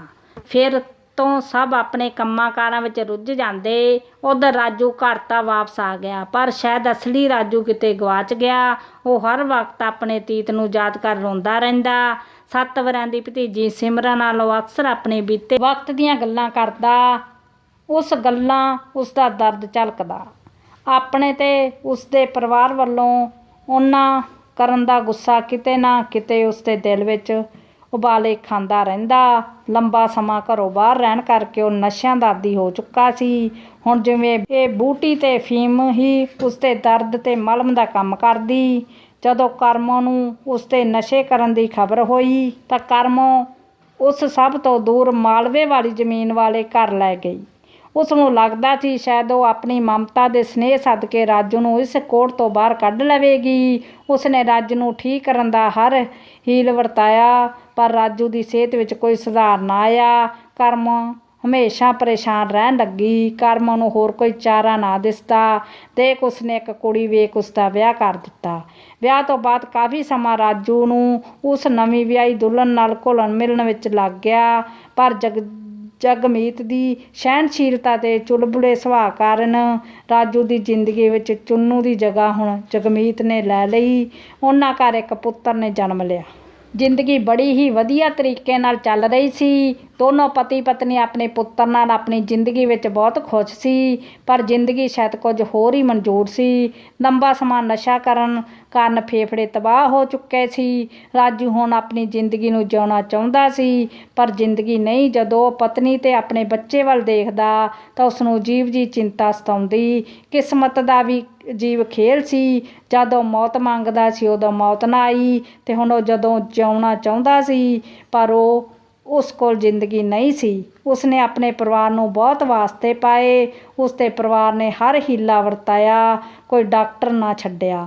ਮਾਰਚ ਅਪ੍ਰੈਲ ਦੇ ਮਹੀਨੇ ਵਿੱਚ ਸਰਦੀ ਦੇ ਖਤਮ ਹੁੰਦੇ ਰਾਜੂ ਆਪਣੀ ਜ਼ਿੰਦਗੀ ਨੂੰ ਅਲਵਿਦਾ ਕਹਿ ਗਿਆ। ਉਸਦੀ ਪਤਨੀ ਤੇ ਬੱਚਾ ਬੇਬਸ ਸਿਵਿਆਂ ਖੜੇ ਕੁਰਲਾ ਰਹੇ ਸੀ। ਭਰਾ ਚਾਹ ਕੇ ਵੀ ਆਪਣੇ ਜਾਨੋਂ ਪਿਆਰੇ ਭਰਾ ਨੂੰ ਬਚਾ ਨਾ ਸਕਿਆ। ਕਰਮੋਂ ਤਾਂ ਜਿਵੇਂ ਪੱਥਰ ਹੋ ਗਈ ਸੀ। ਜਗਮੀਤ ਦੀ ਉਮਰ ਬਹੁਤ ਛੋਟੀ ਸੀ। ਹੁਣ ਸਾਰੇ ਪਰਿਵਾਰ ਜਗਮੀਤ ਦਾ ਫਿਕਰ ਸਤਾਉਣ ਲੱਗਾ। ਪਰਿਵਾਰ ਨੇ ਜਗਮੀਤ ਦੀ ਉਮਰ ਨੂੰ ਧਿਆਨ ਵਿੱਚ ਰੱਖਦੇ ਹੋਏ ਉਸਦਾ ਵਿਆਹ ਕਰਨ ਦਾ ਫੈਸਲਾ ਕਰ ਲਿਆ, ਤਾਂ ਉਸਦੇ ਮਾਤਾ ਪਿਤਾ ਨੇ ਲੜਕਾ ਦੇਖ ਉਸਦਾ ਵਿਆਹ ਕਰ ਦਿੱਤਾ। ਕਰਮੋਂ ਆਪਣੇ ਨੌ ਪੁੱਤ ਦੇ ਜਾਣ ਮਗਰੋਂ ਜਿਵੇਂ ਅੰਦਰੋਂ ਅੰਦਰ ਬਿਖਰ ਗਈ, ਪਰ ਬਾਕੀ ਪਰਿਵਾਰ ਖਾਤਰ ਉਸਨੇ ਆਪਣੇ ਆਪ ਨੂੰ ਸਭ ਦੇ ਸਾਹਮਣੇ ਮਜ਼ਬੂਤ ਬਣਾ ਕੇ ਰੱਖਿਆ, ਕਿਉਂਕਿ ਉਹ ਜਾਣਦੀ ਸੀ ਉਹ ਆਪਣੇ ਪਰਿਵਾਰ ਦੀ ਨੀਂਹ ਹੈ। ਦੇਖਦਿਆਂ ਦੇਖਦਿਆਂ 6 ਮਹੀਨੇ ਬੀਤ ਗਏ। ਕਰਮੋਂ ਤੇ ਉਸਦਾ ਪਰਿਵਾਰ ਤਾਂ ਅਜੇ ਰਾਜੂ ਦੇ ਦੁੱਖ ਤੋਂ ਬਾਹਰ ਨਹੀਂ ਆਏ। ਇੱਕ ਨਵੀਂ ਮੁਸੀਬਤ ਆਣ ਦਰਵਾਜ਼ਾ ਖੜਕਾਇਆ। ਕਰਮੋਂ ਦਾ ਵੱਡਾ ਪੁੱਤ ਮਾਨਸਿਕ ਤਣਾਅ ਦਾ ਸ਼ਿਕਾਰ ਹੋ ਗਿਆ। ਕਰਮੋਂ ਦਾ ਵੱਡਾ ਪੁੱਤਰ ਸੁਖਦੇਵ ਸਾਰੇ ਭੈਣ ਭਰਾਵਾਂ ਵਿੱਚੋਂ ਸਭ ਤੋਂ ਵੱਡਾ ਹੋਣ ਕਰਕੇ ਬਚਪਨ ਤੋਂ ਹੀ ਜ਼ਿੰਮੇਵਾਰੀਆਂ ਤੇ ਤਿਆਗ ਦੀ ਭਾਵਨਾ ਉਸ ਅੰਦਰ ਭਰੀ ਹੋਈ ਸੀ। ਹਰ ਗੱਲ ਸਮਝੌਤਾ ਉਸਨੂੰ ਜ਼ਿੰਦਗੀ ਤਾਂ ਜਿਵੇਂ ਦਸਤੂਰ ਬਣ ਗਿਆ ਸੀ। ਸ਼ੁਰੂ ਤੋਂ ਕੰਮਕਾਰ ਵਿੱਚ ਚੰਗਾ ਹੋਣ ਕਰਕੇ ਜੋ ਵੀ ਉਸਦੇ ਨੇੜੇ ਆਉਂਦਾ ਆਪਣਾ ਕੰਮ ਕਰਵਾਉਂਦਾ, ਮਤਲਬ ਕੱਢ ਅੱਗੇ ਤੁਰਦਾ। ਸੁਖਦੇਵ ਦੀ ਜ਼ਿੰਦਗੀ ਵਿੱਚ ਲੋਕ ਤਾਂ ਬਹੁਤ ਸਨ, ਪਰ ਹਮਦਰਦ ਕੋਈ ਨਹੀਂ ਜਿਸ ਨਾਲ ਵੀ ਆਪਣੀਆਂ ਭਾਵਨਾ ਸਾਂਝੀਆਂ ਕਰਨ ਦੀ ਕੋਸ਼ਿਸ਼ ਕਰਦਾ। ਉਹ ਉਸਨੂੰ ਸਿੱਧੇ ਰਾਹ ਤੋਰਨ ਦੀ ਬਜਾਏ ਪੁੱਠੀ ਮੱਤ ਦੇ ਜਾਂਦਾ, ਜਿਸ ਨੇ ਸੁਖਦੇਵ ਨੂੰ ਉਸ ਦੀਆਂ ਹੀ ਨਜ਼ਰਾਂ ਵਿੱਚ ਨਿਕੰਮਾ, ਕਮਜ਼ੋਰ ਤੇ ਫਾਲਤੂ ਇਨਸਾਨ ਬਣਾ ਦਿੱਤਾ। ਸਦੀਆਂ ਤੋਂ ਸਾਡੇ ਸਮਾਜ ਦੀ ਤ੍ਰਿਪਤੀ ਰਹੀ ਹੈ, ਅਸੀਂ ਕਿਸੇ ਦੇ ਘਰ ਦੇ ਤਮਾਸ਼ੇ, ਕਿਸੇ ਨੂੰ ਦੁੱਖ ਅਤੇ ਆਪਣੇ ਮਨੋਰੰਜਨ ਦਾ ਸਾਧਨ ਬਣਾ ਲੈਂਦੇ ਹਾਂ। ਉਸ ਦਾ ਨਤੀਜਾ ਕੀ ਨਿਕਲੇ ਇਹ ਨਹੀਂ ਜਾਣਦੇ। ਸੁਖਦੇਵ ਦੇ ਨਾਲ ਵੀ ਇਹੀ ਕੁਝ ਵਾਪਰਿਆ। ਸੁਖਦੇਵ ਦੇ ਘਰ ਉਹ 2 ਪੁੱਤਰਾਂ ਨੇ ਜਨਮ ਲਿਆ। ਦੋਨਾਂ ਦੀ ਮੌਤ ਹੋ ਗਈ। ਫਿਰ ਕਾਫੀ ਸਮਾਂ ਉਹ ਬੱਚੇ ਨੂੰ ਤਰਸਦੇ ਰਹੇ। ਹਰ ਕੋਈ ਰੱਬ ਨੂੰ ਤਾਨਾ ਮਾਰਦਾ ਤੇ ਕਹਿੰਦਾ ਉਸ ਘਰ ਦੀ ਹੀ ਹੋ ਜਾਏ ਸਭ ਅਰਦਾਸ। ਤਾਨਿਆਂ ਨੂੰ ਸੁਣ ਰੱਬ ਨੇ ਸੁਖਦੇਵ ਘਰ 7 ਸਾਲ ਖੁਸ਼ੀ ਦਿੱਤੀ। ਉਸਦੇ ਘਰ ਇੱਕ ਧੀ ਨੇ ਜਨਮ ਲਿਆ। ਸੁਖਦੇਵ ਨੇ ਲੱਡੂ ਵੰਡੇ ਤੇ ਸਭ ਨਾਲ ਕੀਤਾ ਵਾਅਦਾ, ਜਦੋਂ ਵੀ ਰੱਬ ਉਸਨੂੰ ਕੋਈ ਜੀ ਬਖਸ਼ੂ ਉਹ ਅੰਮ੍ਰਿਤ ਛਕੂ। ਪੂਰਾ ਕੀਤਾ। ਕੁਝ ਦਿਨਾਂ ਵਿੱਚ ਉਹ ਗੁਰੂ ਦਾ ਸਿੱਖ ਬਣ ਗਿਆ। ਹੁਣ ਉਸ ਦੀ ਜ਼ਿੰਦਗੀ ਜਿਵੇਂ ਹਰ ਰੀਝ ਪੂਰੀ ਹੋ ਗਈ ਹੋਵੇ। ਉਹ ਆਪਣੀ ਧੀ ਨੂੰ ਬਹੁਤ ਪਿਆਰ ਕਰਦਾ। ਉਸ ਦੇ ਸਾਰੇ ਨਿੱਕੇ ਕੰਮ ਉਹ ਆਪ ਕਰਦਾ। ਉਸਨੇ ਧੀ ਲਈ ਬੜੇ ਸੁਪਨੇ ਦੇਖੇ। ਉਹ ਆਪਣੀ ਧੀ ਨੂੰ ਹਰ ਖੁਸ਼ੀ ਦੇਣਾ ਚਾਹੁੰਦਾ ਸੀ। ਉਸ ਨੂੰ ਖੁਸ਼ ਦੇਖ ਕਰਮੋਂ ਨੂੰ ਵੀ ਬਹੁਤ ਸਕੂਨ ਸੀ। ਉਹ ਰੱਬ ਲੱਖ ਵਾਰੀ ਸ਼ੁਕਰਾਨਾ ਕਰਦੀ ਕਿ ਉਸਨੇ ਉਸਦੇ ਪੁੱਤਰ ਇੱਕ ਧੀ ਬਖਸ਼ ਇੱਕ ਨਵੀਂ ਜ਼ਿੰਦਗੀ ਦੇ ਦਿੱਤੀ ਸੀ। ਧੀ ਆ ਜਾਣ 'ਤੇ ਜਿਵੇਂ ਸੁਖਦੇਵ ਨੂੰ ਸਾਰੇ ਸੁੱਖ ਮਿਲੇ ਹੋਣ। ਉਹ ਬਹੁਤ ਖੁਸ਼ ਸੀ। ਉਸ ਦੀ ਪਤਨੀ ਅਤੇ ਪਤਨੀ ਦੀਆਂ ਭੈਣਾਂ ਧੀ ਦੇ ਜਨਮ 'ਤੇ ਖੁਸ਼ ਨਹੀਂ ਸਨ। ਉਹ ਹਰ ਵਕਤ ਉਸ ਨੂੰ ਕੋਸਦੀਆਂ ਅਤੇ ਮੁੰਡਾ ਨਾ ਹੋਣ ਦਾ ਦੋਸ਼ ਕਰਮੋਂ ਸਿਰ ਮੜ੍ਹਦੀਆਂ। ਅਕਸਰ ਸਮਝਾਇਆ ਜਾਂਦਾ ਕਿ ਸ਼ਾਇਦ ਪਤੀ ਅਤੇ ਉਸਦੇ ਪਰਿਵਾਰ ਵਾਲੀ ਔਰਤ ਨੂੰ ਲੜਕਾ ਹੋਣ 'ਤੇ ਪਸੰਦ ਨਹੀਂ ਕਰਦੇ, ਪਰ ਇੱਥੇ ਕਰਮੋਂ ਅਤੇ ਉਸਦੇ ਪਰਿਵਾਰ ਨੂੰ ਤਾਂ ਕੋਈ ਫਿਕਰ ਨਹੀਂ ਸੀ, ਪਰ ਸੁੱਖੇ ਦੀ ਪਤਨੀ ਅਤੇ ਉਸਦੇ ਪਰਿਵਾਰ ਨੂੰ ਅੱਧ ਕਿੱਲੇ ਜ਼ਮੀਨ ਦੇ ਵਾਰਸ ਦੀ ਫਿਕਰ ਸੀ ਕਿ ਉਹ ਕਿਸੇ ਸ਼ਰੀਕ ਦੇ ਹੱਥ ਨਾ ਚਲਾ ਜਾਵੇ। ਭਾਵੇਂ ਧੀ ਵੀ ਉਸਦੇ ਹੀ ਦੀ ਹੱਕਦਾਰ ਸੀ, ਪਰ ਸ਼ਾਇਦ ਉਹ ਵੀ ਸਮਾਜ ਦੇ ਗਲਤ ਨਜ਼ਰੀਏ ਕਾਰਨ ਮੁੰਡੇ ਦੀ ਲਾਲਚ ਰੱਖਦੀਆਂ ਸਨ। ਸੁਖਦੇਵ ਜਾਣਦਾ ਸੀ ਕਿ ਉਸਦੀ ਪਤਨੀ ਥੋੜ੍ਹੀ ਸਿੱਧਰੀ ਹੈ, ਸ਼ਾਇਦ ਇਸ ਲਈ ਉਸ ਦੀਆਂ ਗੱਲਾਂ ਨੂੰ ਨਜ਼ਰਅੰਦਾਜ਼ ਕਰ ਦਿੰਦਾ ਅਤੇ ਆਪਣੀ ਧੀ ਦਾ ਖਿਆਲ ਆਪ ਰੱਖਦਾ। ਪਰ ਜਦੋਂ ਹਰ ਪਾਸੇ ਹਨੇਰੀ ਚੱਲ ਰਹੀ ਹੋਵੇ ਤਾਂ ਉਸ ਤੋਂ ਬਚਣਾ ਆਸਾਨ ਨਹੀਂ ਹੁੰਦਾ। ਸੁਖਦੇਵ ਦੇ ਵੀ ਰੂੜੀਵਾਦੀ ਵਿਚਾਰਾਂ ਦੀ ਚੱਲਦੀ ਹਨੇਰੀ ਨੇ ਅਸਰ ਕੀਤਾ। ਬਚਦਾ ਵੀ ਕਿਵੇਂ? ਉਹ ਵੀ ਜਿੱਥੇ ਵੀ ਜਾਂਦਾ ਉਸ ਨੂੰ ਤਰਸ ਦੀਆਂ ਨਿਗਾਹ ਨਾਲ ਦੇਖਦਾ। ਬਾਹਰ ਦੇ ਲੋਕ ਉਸ ਨੂੰ ਅਕਸਰ ਦਿਲਾਸੇ ਦਿੰਦੇ। ਹੁਣ ਸੁਖਦੇਵ ਨੂੰ ਨਵੇਂ ਬੱਚੇ ਦੀ ਆਸ ਜਾਗੀ ਤਾਂ ਜਲਦੀ ਹੀ ਦੂਜੀ ਵਾਰ ਬਾਪ ਬਣ ਗਿਆ। ਇਸ ਵਾਰ ਸੁਖਦੇਵ ਨੂੰ ਪੁੱਤਰ ਦੀ ਲਾਲਚ ਸੀ, ਪਰ ਸੁਖਦੇਵ ਦੇ ਘਰ ਦੂਜੀ ਧੀ ਨੇ ਜਨਮ ਲਿਆ। ਇਸ ਵਾਰ ਤਾਂ ਉਸ ਨੂੰ ਦਿਲਾਸਾ ਦੇਣ ਵਾਲਿਆਂ ਦਾ ਤਾਂਤਾ ਹੀ ਲੱਗ ਗਿਆ। ਇਸ ਵਕਤ ਸੁਖਦੇਵ ਦੂਰ ਪਾਰ ਰਹਿੰਦਾ ਸੀ। ਜਗ੍ਹਾ ਬਦਲੀ ਸੀ, ਪਰ ਲੋਕ ਉਵੇਂ ਦੇ ਹੀ ਸੁਖਦੇਵ ਨੂੰ ਅਸਲ ਵਿੱਚ ਸਮਝਾਉਣ ਘੱਟ ਅਤੇ ਰੁਝਾਉਣ ਜ਼ਿਆਦਾ ਏ। ਤਾਈ ਬਿਸ਼ਨੀ ਦੇ ਪੁੱਤ ਤਾਂ ਰੱਬ ਨੇ ਤੇਰੇ ਨਾਲ ਮਾੜੀ ਕੀਤੀ। ਪਹਿਲਾਂ 7 ਸਬਰ ਕੀਤਾ ਅਤੇ ਫਿਰ ਪੱਥਰ ਮੱਥੇ ਮਾਰਿਆ। ਚੱਲ ਉਦੋਂ ਤਾਂ ਸੋਚਿਆ ਕੁੱਖ ਹਰੀ ਹੋਈ, ਹਨੇਰੀ ਆਈ ਮੀਂਹ ਵੀ ਆਜੂ। ਮਾਮੀ ਹੋਰ ਕੀ, ਰੱਬ ਨੇ 2 ਖੇੜੇ ਸੀ, ਇੱਕ ਮੋੜ ਦਿੰਦਾ।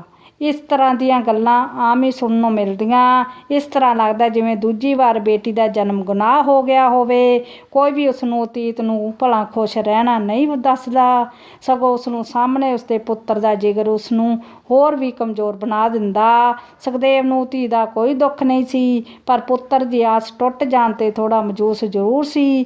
ਪਰ ਕਿਤੇ ਕਿਤੇ ਆ ਰਹੇ ਲੋਕਾਂ ਦੀ ਗੱਲਾਂ ਵੀ ਉਸ ਨੂੰ ਨਿਰਾਸ਼ ਕਰ ਰਹੀਆਂ ਸੀ। ਉਹ ਥੋੜ੍ਹਾ ਉਖੜਿਆ ਜਿਹਾ ਰਹਿਣ ਲੱਗ ਪਿਆ। ਕੁਝ ਦਿਨ ਮਗਰੋਂ ਉਸਦਾ ਭਰਾ, ਜੋ ਕਿ ਇੱਕ ਅਧਿਆਪਕ ਸੀ, ਉਹ ਉਸ ਕੋਲ ਗਿਆ ਅਤੇ ਉਸਨੇ ਸੁਖਦੇਵ ਦੀ ਧੀ ਦੇ ਜਨਮ ਦੇ ਵਧਾਈ ਦਿੱਤੀ। ਤਾਂ ਸੁਖਦੇਵ ਥੋੜ੍ਹਾ ਹੈਰਾਨ ਹੋਇਆ, ਕਿਉਂਕਿ ਹੁਣ ਤੱਕ ਤਾਂ ਅਫਸੋਸ ਕਰਨ ਹੀ ਆ ਰਹੇ ਸੀ। ਉਸਨੇ ਸੁਖਦੇਵ ਨੂੰ ਦੱਸੇ ਕਿ ਅੱਜ ਕੱਲ੍ਹ ਧੀਆਂ ਪੁੱਤਰਾਂ ਵਿੱਚ ਕੋਈ ਫਰਕ ਨਹੀਂ ਹੈ। ਉਸ 'ਤੇ ਕਾਫੀ ਸਮਝਾਉਣ ਪਿੱਛੋਂ ਸੁਖਦੇਵ ਨੂੰ ਜਿਵੇਂ ਕੋਈ ਆਸ ਮਿਲ ਗਈ ਹੋਵੇ। ਹੁਣ ਸੁਖਦੇਵ ਆਪਣੀ ਛੋਟੀ ਧੀ ਨੂੰ ਵੱਡੀ ਵਾਂਗ ਹੀ ਪਾਲਣ ਲੱਗਾ। ਹਰਦਮ ਦੋਵਾਂ ਲਈ ਨਵੇਂ ਸੁਪਨੇ ਸਜਾਉਣ ਲੱਗਾ। ਦੇਖਦੇ ਦੇਖਦੇ 2 ਸਾਲ ਬੀਤ ਗਏ। ਹੁਣ ਸੁਖਦੇਵ ਪਤਨੀ ਫਿਰ ਤੋਂ ਮਾਂ ਬਣੀ। ਫਿਰ ਉਹੀ ਸੁਪਨੇ ਬਣੇ ਤੇ ਟੁੱਟਣ ਦਾ ਵਤੀਰਾ ਸ਼ੁਰੂ ਹੋ ਗਿਆ। ਕਈਆਂ ਨੇ ਸੁਖਦੇਵ ਨੂੰ ਬੱਚੇ ਦੇ ਜਨਮ ਤੋਂ ਪਹਿਲਾਂ ਟੈਸਟ ਕਰਾਉਣ ਤੇ ਗਰਭਪਾਤ ਕਰਾਉਣ ਲਈ ਕਿਹਾ, ਪਰ ਸੁਖਦੇਵ ਇਸ ਪਾਪ ਦਾ ਭਾਗੀਦਾਰ ਨਹੀਂ ਬਣਨਾ ਚਾਹੁੰਦਾ ਸੀ। ਇਸ ਵਾਰ ਉਸਦੇ ਸੁਪਨਿਆਂ ਨੂੰ ਬੂਰ ਨਾ ਪਿਆ। ਇਸ ਵਾਰ ਉਸ ਰੱਬ ਤੋਂ ਵਿਸ਼ਵਾਸ ਵੀ ਉੱਠ ਗਿਆ। ਅੱਜ ਉਹ 7 ਸਾਲ ਬਾਅਦ ਸ਼ਰਾਬ ਨੂੰ ਹੱਥ ਲਗਾਇਆ ਤੇ ਰੱਜ ਕੇ ਪੀਤੀ। ਫਿਰ ਉਸੇ ਨਸ਼ੇ ਵਿੱਚ ਉਸਨੇ ਘਰ ਨੂੰ ਅੱਗ ਲਗਾ ਦਿੱਤੀ। ਉਸਦੇ ਸੁਪਨੇ, ਉਮੀਦ, ਘਰ ਸਭ ਕੁਝ ਰਾਖ ਹੋ ਗਿਆ। ਕਾਫੀ ਰਿਸ਼ਤੇਦਾਰ ਉਸਦੀ ਤੀਸਰੀ ਧੀ ਨੂੰ ਗੋਦ ਲੈਣਾ ਚਾਹੁੰਦੇ ਸੀ, ਪਰ ਸੁਖਦੇਵ ਨਾ ਮੰਨਿਆ। ਉਹ ਪੁੱਤਰ ਨਾ ਮਿਲਣ ਰੱਬ ਨਾਲ ਤੇ ਆਪਣੇ ਆਪ ਨਾਲ ਨਾਰਾਜ਼ ਜ਼ਰੂਰ ਹੁੰਦਾ, ਆਪਣੀ ਕਿਸਮਤ ਨੂੰ ਕੋਸਦਾ, ਪਰ ਆਪਣੀਆਂ ਧੀਆਂ ਨਫ਼ਰਤ ਨਹੀਂ ਕਰਦਾ ਸੀ, ਸਗੋਂ ਉਹਨਾਂ ਨੂੰ ਪਿਆਰ ਕਰਦਾ ਤੇ ਰੱਬ ਨੂੰ ਮਾਰਦਾ। ਜੇਕਰ ਤੂੰ ਇਸ ਨੂੰ ਪੁੱਤ ਬਣਾ ਭੇਜ ਦਿੰਦਾ, ਤੇਰਾ ਕੀ ਜਾਂਦਾ। ਕੁਝ ਵਕਤ ਬਾਅਦ ਫਿਰ ਸਭ ਠੀਕ ਹੋ ਗਿਆ, ਪਰ ਇਸ ਵਾਰ ਸੁਖਦੇਵ ਪਹਿਲਾਂ ਦੀ ਤਰ੍ਹਾਂ ਠੀਕ ਨਾ ਹੋਇਆ।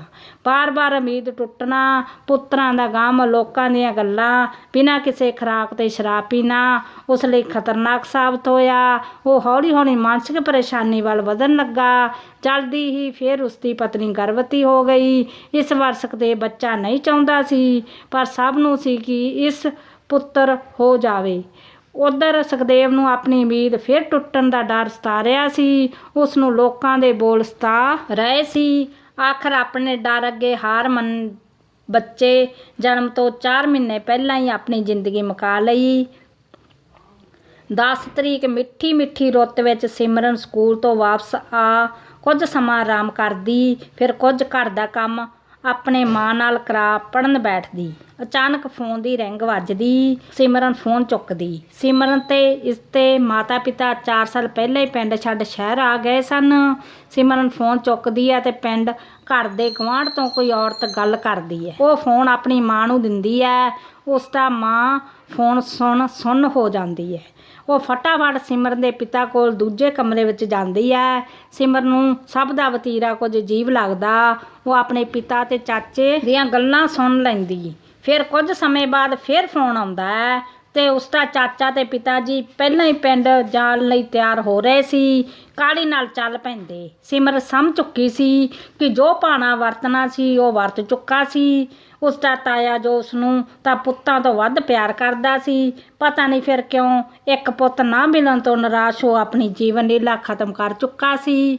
ਪੂਰੀ ਰਾਤ ਉਹ ਉਧੇੜ ਬੁਣ ਵਿੱਚ ਲੱਗ ਰਹੀ। ਉਸ ਨੂੰ ਵਾਰ-ਵਾਰ ਆਪਣੀ ਦਾਦੀ, ਤਾਈ ਤੇ ਉਸ ਦੀਆਂ ਕੁੜੀਆਂ ਦਾ ਖਿਆਲ ਆ ਰਿਹਾ ਸੀ। ਉਸ ਦਿਨ ਲੰਬੇ ਇੰਤਜ਼ਾਰ ਬਾਅਦ ਸੂਰਜ ਨਿਕਲਿਆ। ਸਿਮਰਨ ਦੀ ਮਾਂ ਵੀ ਪਿੰਡ ਚਲੇ ਗਏ, ਪਰ ਸਿਮਰਨ ਨੂੰ ਸ਼ਾਇਦ ਬੱਚੀ ਹੋਣ ਕਾਰਨ ਘਰ ਹੀ ਛੱਡ ਗਏ। ਸਭ ਰੀਤੀ ਰਿਵਾਜ ਖਤਮ ਹੋਏ। ਸਿਮਰਨ ਨੂੰ ਵੀ ਪਿੰਡ ਲੈ ਗਏ। ਅਫਸੋਸ ਕਰਨ ਆਇਆ ਔਰਤ ਅਜੇ ਵੀ ਚੁੱਪ ਨਹੀਂ ਸੀ। ਸੁਖਦੇਵ ਦੀ ਮੌਤ ਤੋਂ ਬਾਅਦ ਜਦੋਂ ਅੱਜ ਵੀ ਉਸ ਦੇ ਪੁੱਤ ਨਾ ਹੋਣ ਦਾ ਅਫਸੋਸ ਜਤਾ ਰਹੀਆਂ ਸਨ। ਕਈ ਸਿਮਰਨ ਦੇ ਨਾ ਰੋਣ ਤੇ ਕਈ ਤਰ੍ਹਾਂ ਦੇ ਵਿਅੰਗ ਕੱਸ ਰਹੀਆਂ ਸਨ। ਸਿਮਰਨ ਸਭ ਦੀਆਂ ਗੱਲਾਂ ਸੁਣ ਚੁੱਪ ਸੀ। ਉਸ ਨੂੰ ਔਰਤਾਂ ਉੱਪਰ ਬਹੁਤ ਗੁੱਸਾ ਆ ਰਿਹਾ ਸੀ। ਫਿਰ ਜਦੋਂ ਔਰਤਾਂ ਦੀ ਸਿਮਰਨ ਬਾਰੇ ਕਹੇ ਵਾਕ ਇਹ ਸੁਣ, ਛੋਟੀ ਤਾਂ ਨਹੀਂ, ਇਸ ਨੂੰ ਵੀ ਪਤਾ ਕੀ ਹੋਇਆ। ਇਸ ਦੀ ਅੱਖੋਂ ਇੱਕ ਅੱਥਰੂ ਨਹੀਂ ਡਿੱਗਿਆ ਵਗੈਰਾ ਵਗੈਰਾ। ਜਦ ਉਸ ਦੀ ਦਾਦੀ ਨੇ ਕੰਨੀ ਪਏ ਤਾਂ ਉਸਨੇ ਉਹਨਾਂ ਜਨਾਨੀਆਂ ਨੂੰ ਮੂੰਹ ਤੋੜਵਾਂ ਜਵਾਬ ਦਿੱਤਾ। ਸਿਮਰਨ ਜਾਣਦੀ ਸੀ ਕਿ ਉਹ ਆਪਣੀ ਆਦਤ ਤੋਂ ਮਜਬੂਰ ਹਨ, ਪਰ ਫਿਰ ਵੀ ਉਸ ਨੂੰ ਆਪਣੇ ਤਾਏ ਦੀਆਂ ਕਾਤਲ ਉਹੀ ਨਜ਼ਰ ਆ ਰਹੀਆਂ ਸਨ। ਪਤਾ ਨਹੀਂ ਗੁੱਸਾ ਜਾਂ ਸਦਮਾ ਸੀ। ਸਿਮਰਨ ਦੀ ਅੱਖ ਵਿੱਚੋਂ ਸੱਚੀ ਅੱਥਰੂ ਨਹੀਂ ਵੇ ਜੋ ਅੱਗੇ ਚੱਲ ਕੇ ਉਸ ਦੀ ਜ਼ਿੰਦਗੀ ਲਈ ਨਸੂਰ ਬਣੇ। ਇਹ ਮਹੀਨਾ ਕਰਮੋਂ ਲਈ ਅੰਤ ਦੁੱਖਾਂ ਲਈ ਕੇ ਆਇਆ। ਇੱਕ ਪਾਸੇ ਵੱਡੇ ਪੁੱਤ ਦੇ ਅੰਤਮ ਰੀਤੀ ਰਿਵਾਜ ਹੋ ਰਹੇ ਸੀ, ਦੂਜੇ ਪਾਸੇ ਉਸਦੇ ਦੂਜੇ ਨੰਬਰ ਦਾ ਪੁੱਤ ਕਿਸੇ ਰਾਜਨੀਤੀ ਕਾਰਨ ਜੇਲ੍ਹ ਵਿੱਚ ਬੰਦ ਸੀ। ਘਰ ਵਿੱਚ ਉਸ ਦਾ ਜਵਾਈ ਦੌਰੇ ਦਾ ਕੁਰਲਾ ਰਿਹਾ ਸੀ ਤੇ ਛੋਟਾ ਪੁੱਤ ਦਵਾਈ ਚੜ੍ਹ ਜਾਣ ਕਾਰਨ ਮੰਜੇ 'ਤੇ ਸੀ। ਕਰਮੋਂ ਨੇ ਇਹੋ ਜਿਹੇ ਔਖੇ ਸਮੇਂ ਨੂੰ ਵੀ ਬੜੀ ਹਿੰਮਤ ਨਾਲ ਪਾਰ ਕਰ ਲਿਆ ਸੀ।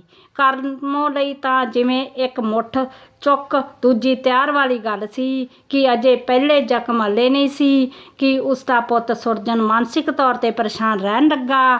ਜਦੋਂ ਵੀ ਉਹ ਠੀਕ ਹੁੰਦਾ ਆਪਣੇ ਦੋਵਾਂ ਭਰਾਵਾਂ ਦੇ ਪਰਿਵਾਰਾਂ ਦੀ ਪੂਰੀ ਮਦਦ ਕਰਦਾ, ਪਰ ਫਿਰ ਪਤਾ ਨਹੀਂ ਕੀ ਸੋਚਦਾ ਤੇ ਕਈ ਦਿਨ ਸ਼ਰਾਬ ਨਾਲ ਗੁੱਟ ਰਹਿੰਦਾ। ਕਰਮੋਂ ਹੁਣ ਉਸ ਨੂੰ ਲਈ ਤੇ ਕਾਫੀ ਪਰੇਸ਼ਾਨ ਰਹਿਣ ਲੱਗੀ, ਪਰ ਸੁਰਜਨ ਦੀ ਦਿਨੋਂ ਦਿਨ ਨਿੱਘਰਦੀ ਹਾਲਤ ਕਰਮੋਂ ਨੂੰ ਜਿਵੇਂ ਅੰਦਰ ਖਾਣ ਲੱਗੀ। ਪਰ ਫਿਰ ਇੱਕ ਉਮੀਦ ਉਸ ਨੂੰ ਆਪਣੇ ਪੋਤਿਆਂ ਦੋਤਿਆਂ ਤੋਂ ਸੀ। ਪਰ ਕੁਝ ਹੀ ਦਿਨ ਪਹਿਲਾਂ ਕਰਮੋਂ ਦਾ ਪੋਤਰਾ ਟੀਕਾ ਲਾ ਘਰ ਆਇਆ ਤਾਂ ਕਰਮੋਂ ਥਾਂ ਹੀ ਸਿਰ ਫੜ ਬਹਿ ਗਈ। ਉਸਨੇ ਆਪਣੇ ਪੁੱਤਾਂ ਦੀ ਅਰਥੀ ਦਾ ਦੁੱਖ ਤਾਂ ਜਿਵੇਂ ਕਿਵੇਂ ਜਰ ਲਿਆ, ਪਰ ਹੁਣ ਉਸ ਦੀ ਹਿੰਮਤ ਜਵਾਬ ਦੇ ਗਈ ਸੀ ਤੇ ਉਹ ਇਸ ਦੁਨੀਆ ਨੂੰ ਅਲਵਿਦਾ ਆਖ ਦੁੱਖਾਂ ਤੋਂ ਸਦਾ ਲਈ ਛੁਟਕਾਰਾ ਪਾ ਆਰਾਮ ਦੀ ਨੀਂਦ ਜਾ ਸੁੱਤੀ। ਜੇ ਤੁਹਾਨੂੰ ਸਾਡੀ ਕਹਾਣੀ ਚੰਗੀ ਲੱਗੀ, ਲਾਈਕ ਕਰੋ, ਸ਼ੇਅਰ ਕਰੋ, ਚੈਨਲ ਨੂੰ ਸਬਸਕ੍ਰਾਈਬ ਕਰੋ।